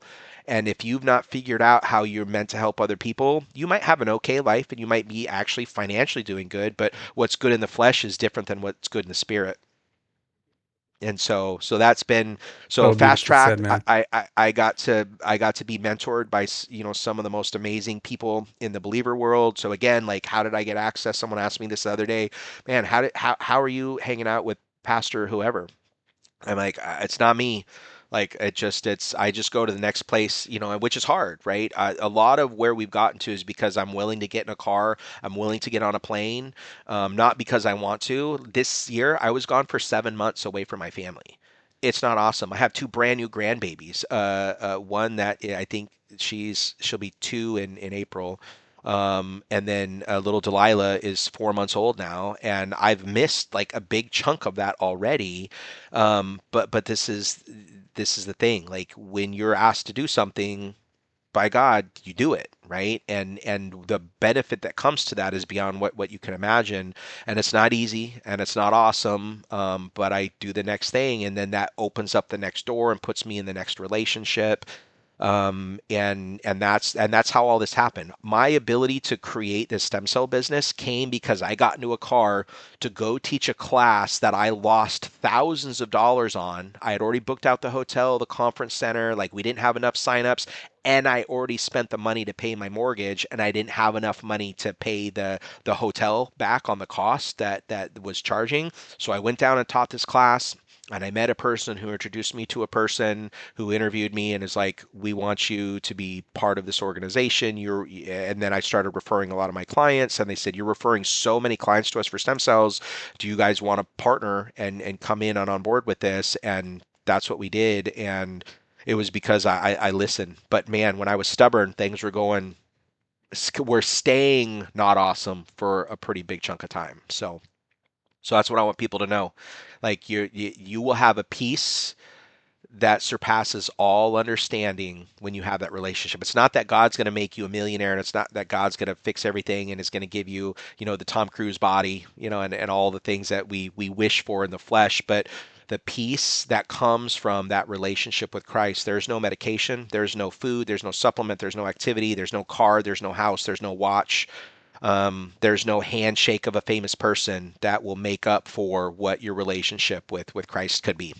And that's my experience. And so now our whole company, you don't get like really to be involved because people don't fit in. Like if you're not a believer and you're not, because every business decision we make, it's based off of scripture, right? Every morning we're talking, okay, where we need to make this decision, where's the scripture that supports that decision? And if it's not there, we don't do it.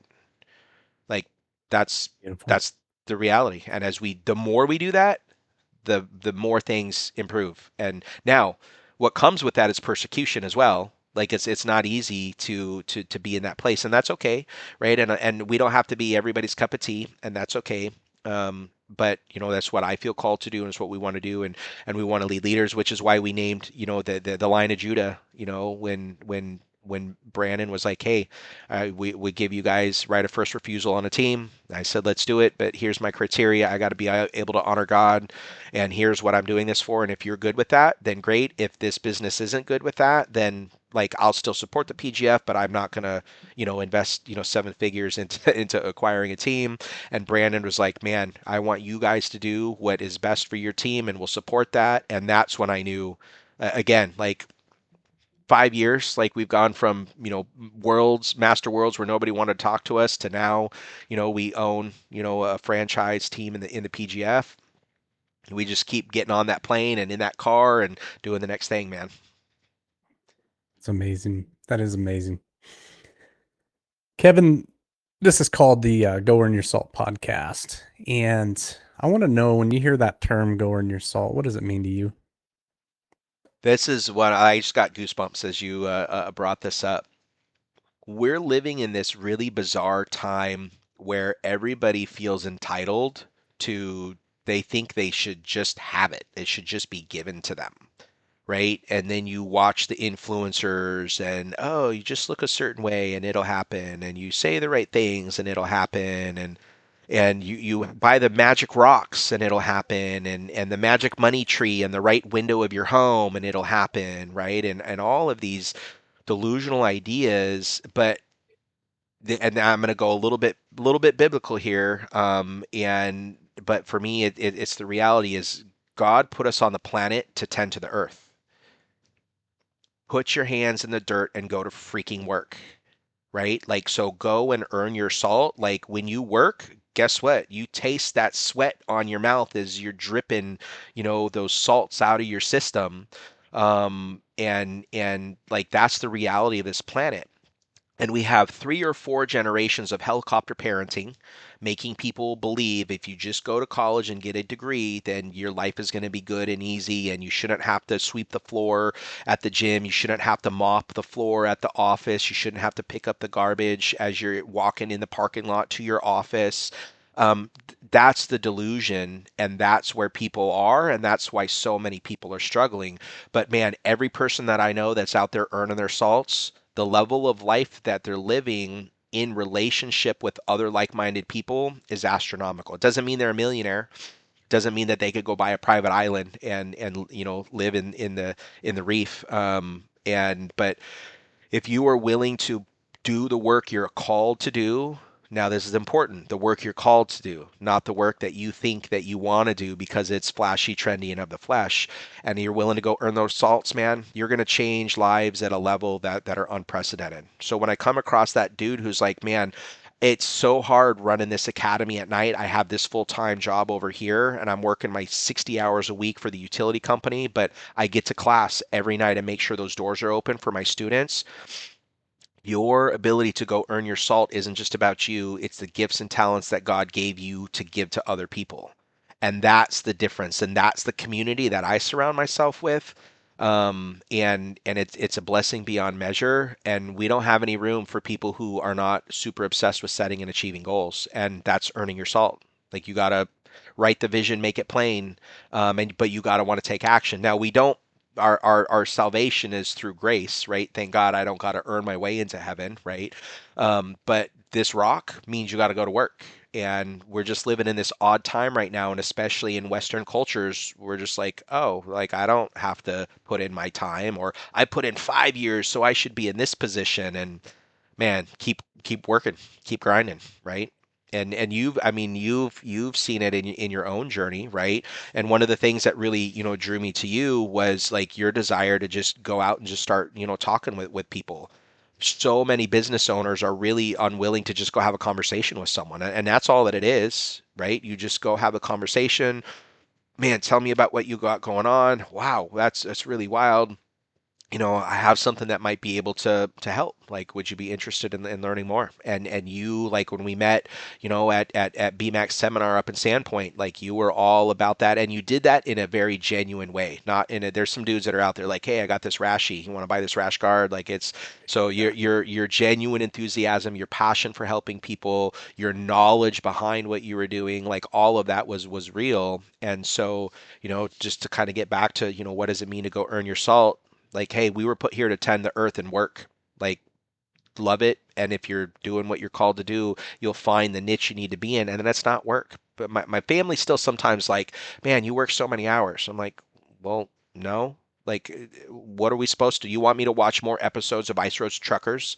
Would that help you feel better about me and what I'm doing? Is that if I sat here and watched 5 hours worth of TV, that would make you feel more comfortable? And like the look on their face was like, oh, well, I didn't mean to offend you. You think we were put here to just watch more screen time, or are we put here to help more people? Well, I didn't realize that. And do you think that there's a time limit on that? Now, there's days I need to take some time and rest and recharge. But man, I don't want to, graduate and then be like, God was like, yo, like you got to, watch, 19 more episodes of Survivor when you could have been out having a conversation about helping someone reach their health goals. Like, what are you doing? And so that's what gets me excited. I get more excited about, watching a Parkinson's patient now feed themselves for the first time in 10 years because they're not tremoring so much that they're not going to stab their face with a fork, right? That's as big of a win for me as watching who wins the next Super Bowl or the next Survivor or, whatever it is. We're not put here to watch TV. Like that's a heartbreaking. I have my shows that I watch from time to time, but like go earn your salt, man. Yeah. Go do it. Be your own movie star. Be your own, like, this is the most miraculous life. And you can literally be your own James Bond, your own Jason Bourne, your own, whatever superstar, Harry Potter. You could be that for you in your own life if you can get connected to your destiny. And that's the reality. And the enemy has done a good job of putting people on the sideline, right? Guess what the average testosterone level is for someone between the age of 27 to 30 today? I don't know. 300. Do you know what it's supposed to be? I don't. 1100. At that age group. Young Holy men crap. today, young men today have a lower testosterone level than 70-year-old men had in the 1950s.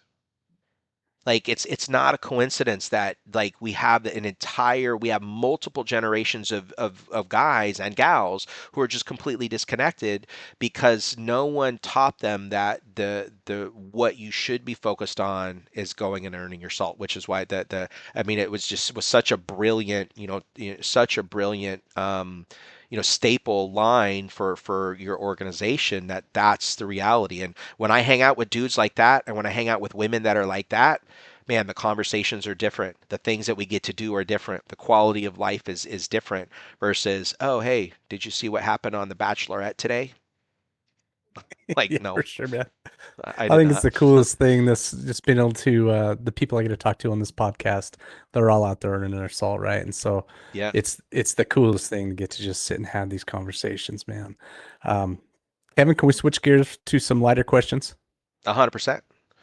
All right, man. What's your favorite pastime? You mentioned jujitsu, but outside of that, what's your favorite pastime? So I have outside of my family, my own personal things that I love to do is I have a beautiful saltwater fish tank. I'm a saltwater junkie. It's like having a garden.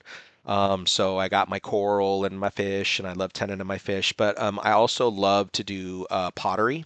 I'm a huge potter, right? So my career as a therapist or a manual therapist in our clinics, I was looking for something for my wife and I to do. We needed a new activity or adventure, and one of my clients, she was a pottery teacher, and she's like, "Oh, I have a pottery studio at my house. I run these like group classes. I do date nights." I'm like, "Oh man, let's sign us up. 6 week thing," and it was just something that I was able to do really well. And now it's like, my calm time. I get up in the morning, sometimes 6 o'clock. I'll get done with dinner or whatever. I'll go into my garage and work on some pots. And then what I do with that is, because I would have my house would be overfilled with pots, is that I then sell those and I take that money and I use that to help support our organizations that help sex traffic women and children. So it's for sure a hobby. Like I could not get paid at all, and I don't really. It's not like a business that I earn money at. But what I do with that is that then I get to take that and fund our partners and our ministry programs that help rescue sex trafficked children. But my big hobby and pastime is I love getting my hands in the clay. It's awesome, man. Kevin, what's Yeah. your favorite band? If I had to pick, I'm a music junkie. I got music on all the time, but if I actually really had to pick, it would probably be Tool or Metallica. Mm, Metallica's high on my list too, man. Yeah, It's yep, Tool, amazing. Tool or Metallica. But I love everything in between. Yeah, but Tool or Metallica if I had to pick. Love it. What's something quirky about Kevin that most people don't know? Um, like pretty attention to detail is a blessing and a curse. And it drives people crazy, or they really think it's cool. But it really and then it goes both ways. So like uh, the abuse that I experienced was focused around torture. So the abuser would give me a task. If I didn't accomplish the task, then that would count as something that he would get to do to me, right? And so I had to become really, really, really good at paying attention to like every little subtle something. So what that has done is that's given me a tremendous attention to detail. Now there's a blessing and a curse to that. The blessing is that, man, I can recognize a pattern really early and really quickly and be like, yes or no, that's good or bad, or we need to make an adjustment. The challenge to that is that then I can also catastrophize as well. Like I could take that to an nth level of like catastrophizing about things because I'm paying such hyper attention to detail. Like I've lived in 27 different houses. I went to 7 different schools by the time I was in the seventh grade, 12 different daycares by the time I was in the seventh grade. I've lived in 27 different houses. I could tell you the layout and where the light switches and the bathrooms were, where the toilet was, where the plugs were, where the light switches is in all of those houses. It's an odd thing. So that's my quirky thing. And I would freak clients out like, oh, I've not seen a lady in a year. Like, oh my gosh, your hair is different. Or even week to week. Like, oh, hey, you got your hair cut. Like, how did you know? Well, I just odd. That's a it's a weird thing. So kind of creeps people out sometimes. Or I'll remember really odd, like they'll tell me about something, like one thing, and then it could be a year or 2 years later, and I'll be like, oh, hey, how's your, like, when we talked last time, you had a kid or a grandkid or whatever that was, had this challenge, you had this going on, or your dog had this going on, and they're like, how did you know that? So that's a pretty quirky thing, and it throws people off, people off sometimes. Did you have to exercise that gift? Because that's a gifted thing when you can really listen to people and learn about them and care enough to bring it up again at a later date. People notice that, man. And was that something you kind of had to exercise, or did you just figure or find out that that was just something that was kind of natural to you?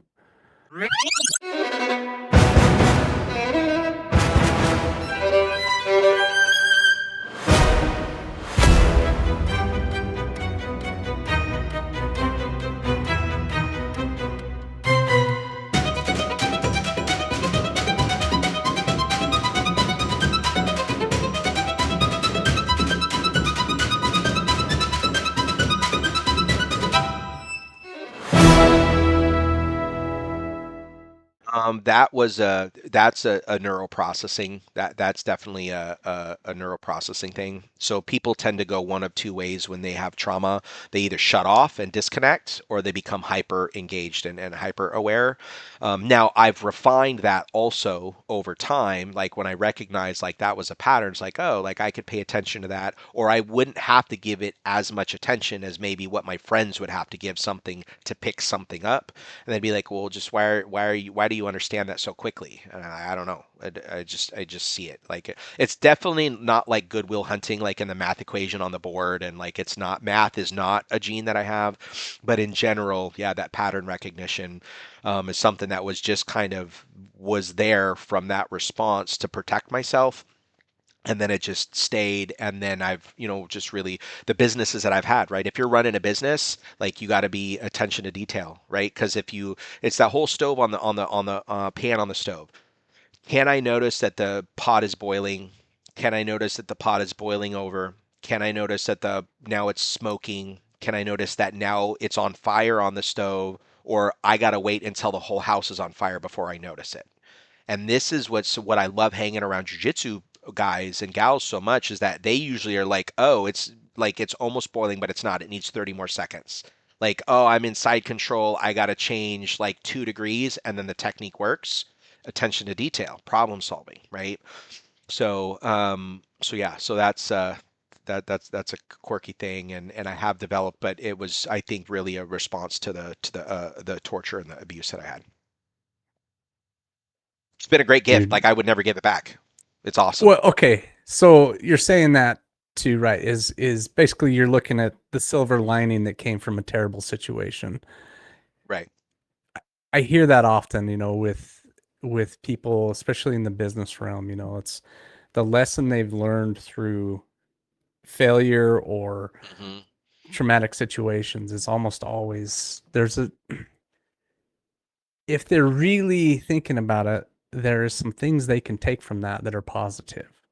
Always. Right. So think about it this way. You got a household, one of the parents is an alcoholic.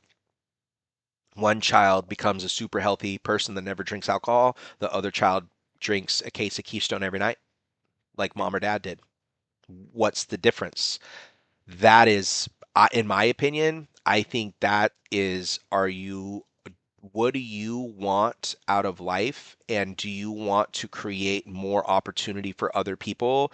Or are you lost in yourself and focused on yourself and what you think you're not getting out of life? I think that's the split. And then we know neurobiologically, there's always differences in levels of resilience, and nobody can explain it, right? You talk to the World War II or Vietnam or Korean War POWs. Like, why did some guys never crack and the other guys looked at them the wrong way and they spilled all the beans? nobody really knows why that happens to that degree. And it's not always the people that you think. Like, I've come across people that I thought were going to be stoic, like flag in the stand, we're never giving this thing up, and like, hey, I got $5, will you give me some dirt? Like, oh yeah, I'll totally do that, right? So Yeah. that's something that's internal that I don't think that we could ever know if a person is going to go one way. And you have to have hardship to sort that out, right? You gotta have hardship to everybody's good when they're good.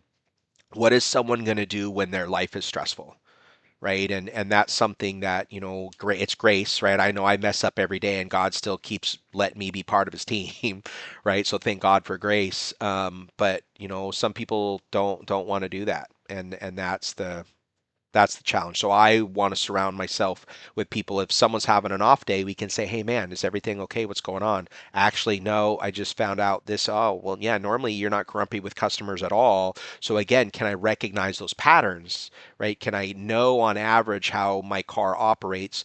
Can I know on average how is which why I love pottery? Like, I can change different kinds of clay. Like, man, this clay I can get away with a lot more force. This clay, if I make one little mistake, the whole piece falls apart. Again, welcome to jujitsu. Again, welcome to life. I mean, if you have kids, I got one kid I can talk to this way, and one kid I look at them like the wrong way, and they're in tears. Like, like I didn't even say anything, and they're already crying. Like, how are we managing that? And it's on us to want to. Do I have a desire to refine that skill set? And most don't, for whatever reason. High achievers do.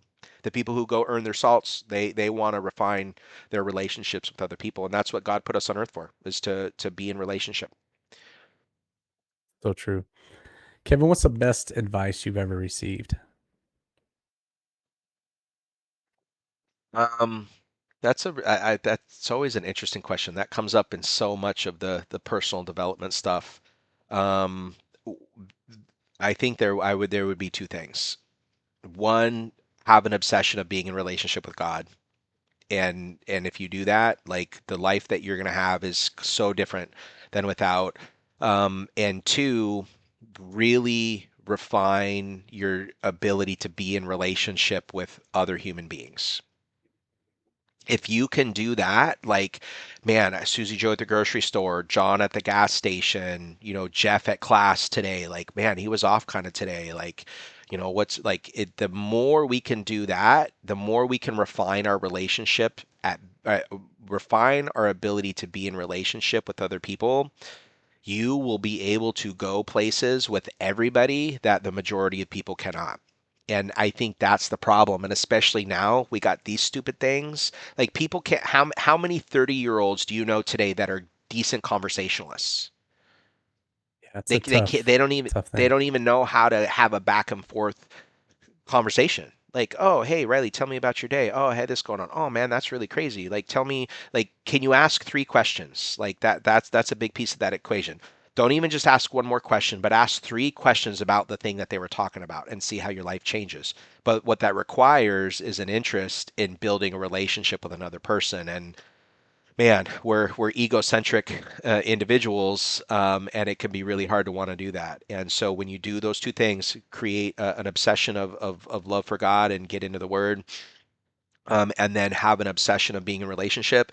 And after the Bible, the first most important book that I encourage anybody that I coach, because I do coaching and mentoring as well, is the five love languages. If you can Mm, really learn the five love languages in people, the fastest shortcut to be able to know how to engage with people is that book. It's phenomenally well written.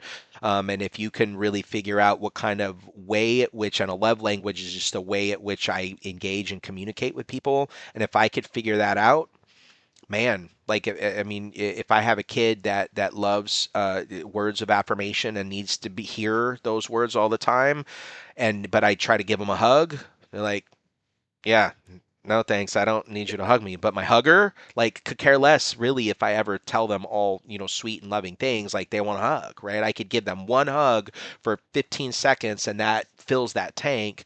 Every relationship is the same. Your business relationships, your immediate family member relationships, your extended family relationships, your co-workers, your friends, your jujitsu family, the lady at the DMV, right, working that shit job. Man, if you can at least have a little bit of an idea of how to talk to people and engage with people, your life is going to be different. So true. So true, man. I don't know how you realized that my next question was going to be what's your favorite book. So, you headed that one off before I Okay, even got to can I it. give you three? Heck yeah. Okay, so Bible is number one. The Lord of the Rings is number two, and then the five love languages from a personal development perspective would probably be number three. Actually, I'm going to change that. The Law of Success in 16 Lessons by Napoleon Hill would be number I haven't three. read that one. The Law of Success in 16 Lessons. So I had a college. We were one of 20 schools that were certified worldwide to teach the therapy that we used to specialize in. And one of the requirements in this 15-month long training that you would have to do with us is we studied the Law of Success in 16 Lessons. And I look at my students who and still today, my team members, my leaders, my staff members, the ones who study that book on a consistent basis and apply the principles and what Napoleon Hill has put together in this manuscript, and you look at the people, and if you talk to every top tier successful person globally in the last 100 years, almost every single one of them will tell you that the Law of Success in 16 Lessons is one of the core books that have helped them develop their life and where they're at today. So I got mine. It's traveled thousands and thousands of miles with me. I have an audio version. I listen to it all the time because it's like jujitsu, right? Like when you learn an armbar as a white belt, and then you learn an armbar as a blue belt, and then you learn an armbar as a black belt. It's like, oh shit, that's what they were talking about. And it's like the difference between this So and much. this, right? But the white belt doesn't see this to this, right? Of the hand position change. But the black belt's like, that's everything. And the white belt's like, can I hip thrust into that enough, right? And so um, personal development, spiritual development is the same. And the man, the Law of Success in 16 Lessons. From a nonfiction book, from a fiction book, Lord of the Rings, and then just I'm in the Word every day. Love it so much, man. Those are all good. I'm taking a couple notes here because I want to make sure and put that book in the description there. So Kevin, what's next from you, man? Where are you going from here? Well, we're in a spot where we're growing and we need a lot of help throughout the country, and so we're actively right now looking for people on the New Hope Regeneration side of the coin. Man, if you love jujitsu, if you love martial arts, if you love the idea of helping people get better, we're actively interviewing new leaders and presenters and speakers to join the team. So that is we just like we're a little bit tapped out, right? And so we're looking to add more people to that coin. And then to be honest, like the PGF, we got some big things coming for the Kings for this next season. We already have two of our five athletes secured. So one of the cool changes that we got to do this year is normally we pull the whole team from the draft, right? But this year it was if you guys want to go out and get two secure players. So we got our two secure players for the 175 weight class, which we're pumped about. And I'll give you a hint: both of them have been a part of Team New Hope in the past. And then, man, just getting to run this team. So the team is now called the Vegas Kings, not the New Hope Kings. That's we're getting our new gear in here soon. So Vegas, is our home base now, and we got some amazing people coming out of the woodwork who are joining the team and who are helping from a coaching perspective, from an assistant coach perspective. Yeah, we got people that are wanting to jump on board and sponsor with us. So now I'm in a little bit of a different role. Normally it was New Hope, like, hey, can I sponsor your event and come and be part of your organization? And now that role is changing. Now we have a lot of people like, hey, Kevin, like, can we be part of the Kings? And we would love to, provide this or be this or so. So that when earlier when you asked the imposter syndrome, this is where the imposter syndrome has hit me more than at any other phase or chapter of my business. Is now like people are like, hey, like, man, energy drink, like, who's your energy drink? Can we be your energy drink? Can we be your, this provider? Can we be that provider? Can we, so it's right now we're processing all of that on top of running the stem cell organization. because that's the primary, right? That's what brought us here, so that will always be the primary. But I have some amazing team members. Travis the Mantis Thomas is the GM for the Kings. We brought him on for last season, and he did a fantastic job. I'm a mega And fan of his, dude. oh, I love watching that dude. He was always super entertaining to watch, just a machine. his ability, like his what he's accomplished in such a short career so far is really pretty spectacular. So we're excited to continue to see him to grow. Um, And then I'm gonna just go ahead and announce it officially right now. So Ricky Lundell is our head coach for the Kings moving forward. So like we're just like so blessed beyond on measure. He's worked he revamped the whole Navy SEAL combatives program. Like he did that for 5 years, and I mean he's coached all of the you know top guys and gals, in the UFC. So the fact that he was hungry and wanted to, and first and foremost, what I honor and respect about, Ricky the most is that he is one of the most mighty men of God I've ever met. He lives it, he eats it, he breathes it. It's God first, family, God, family, and then combat sports, yeah, after that. So the level of things that are happening coming forward for the Kings is pretty outstanding. We're putting together something that we'll announce in a few months. There's some hybrid things that need to happen in the jiu-jitsu space. Like jiu-jitsu is wonderful and it's growing, but like why it's not in college yet, right? It doesn't have a genuine world stage and a world platform, right? It's not in the Olympics yet. Why is that?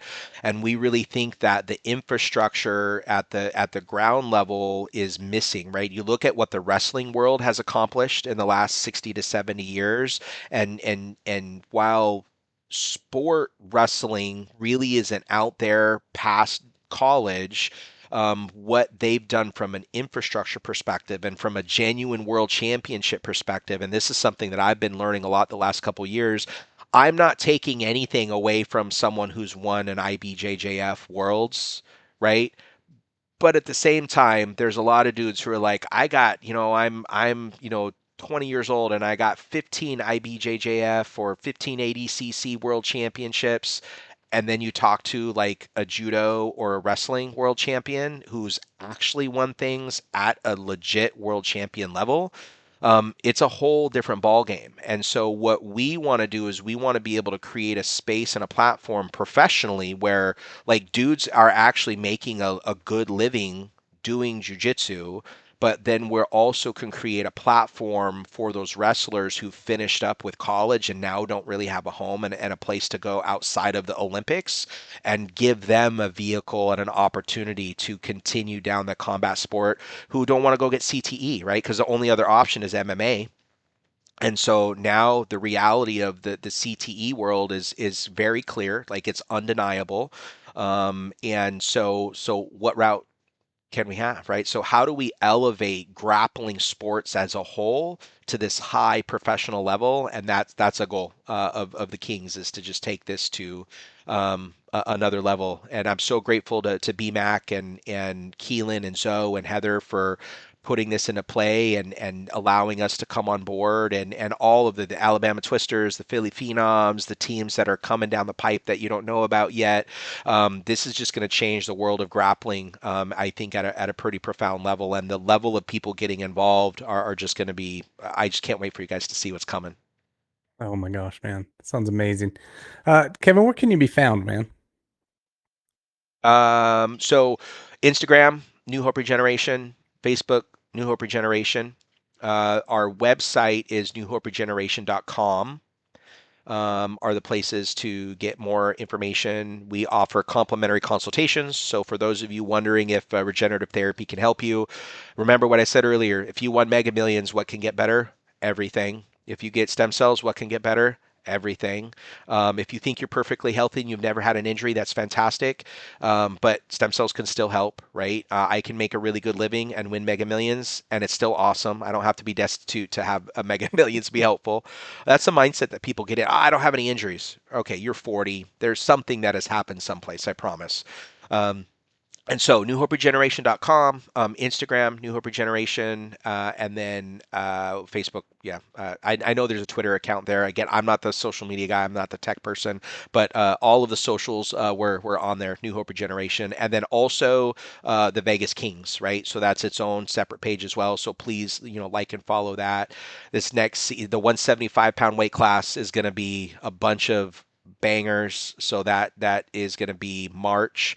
So we got a bunch of qualifiers coming up. So for those of you that are looking to earn your spot on the PGF, this is also the most miraculous thing about the PGF too. Anybody has the opportunity to earn a spot to do professional jiu-jitsu. So come to a qualifier, win the qualifier, and you're in. Come to a qualifier, have a good showing, and you could still get picked up to be part of that draft pool, right? So much opportunity to join that PGF family, and I can't wait for y'all to see what's coming with that. But stem cells, it's a game changer. And we're not working with the biggest icons in the world just because it's fake, right? Yeah, man. So for the audience who doesn't know what Kevin's talking about, the PGF is Professional Grappling Federation, and it's put on by Brandon McCatherine, 10th Planet, third degree black belt, I believe, who's kind of organized this brainchild of a jiu-jitsu league, which is kind of the first thing or first time this has ever happened in the jiu-jitsu world. So it's a little change that's making big headway in the jiu-jitsu world. Hopefully one day I get to have Brandon on here and have him kind of talk about that business and how he's grown that and Yeah. what his world looks like. Amazing guy, amazing thing they're doing. And it's just again, it's some new stuff happening in that jujitsu world. So if you're not in that Yeah. world, that's what's going on there. Um, Yeah, it's a big time, and I'm newer to the jiu-jitsu world over the last 5 or 6 years. But man, what the PGF is created, what it's doing from a rule set perspective, what it's doing to be able to make this a living entity for athletes who want to do this professionally. There's nothing else like it on the planet, and we're excited to just grow this thing over the next 80 years. Beautiful, man. All right, my friend. Well, hey, thank you for being on here today, Kevin. I know you're a busy dude, and setting aside a couple hours of your time for me was a complete honor. Oh Love the man, I'm conversation. You just been dropping wisdom bombs one after another, and such a beautiful conversation.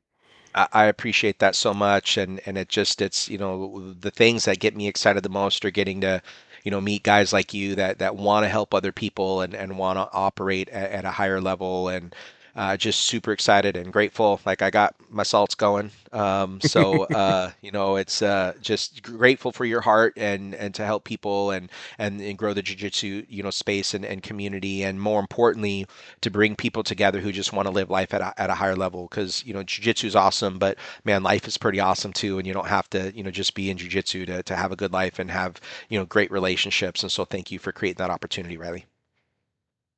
Kevin, you're awesome, dude. Go earn your salt, my Thanks, friend. brother. Have a blessed day. You too. Hey, you've just finished up this episode, and I want to know, are you or someone you know a getting after it, go earn your salt type of person? If so, message me directly on Instagram at the Go Earn Your Salt podcast, and perhaps we can have you on the show.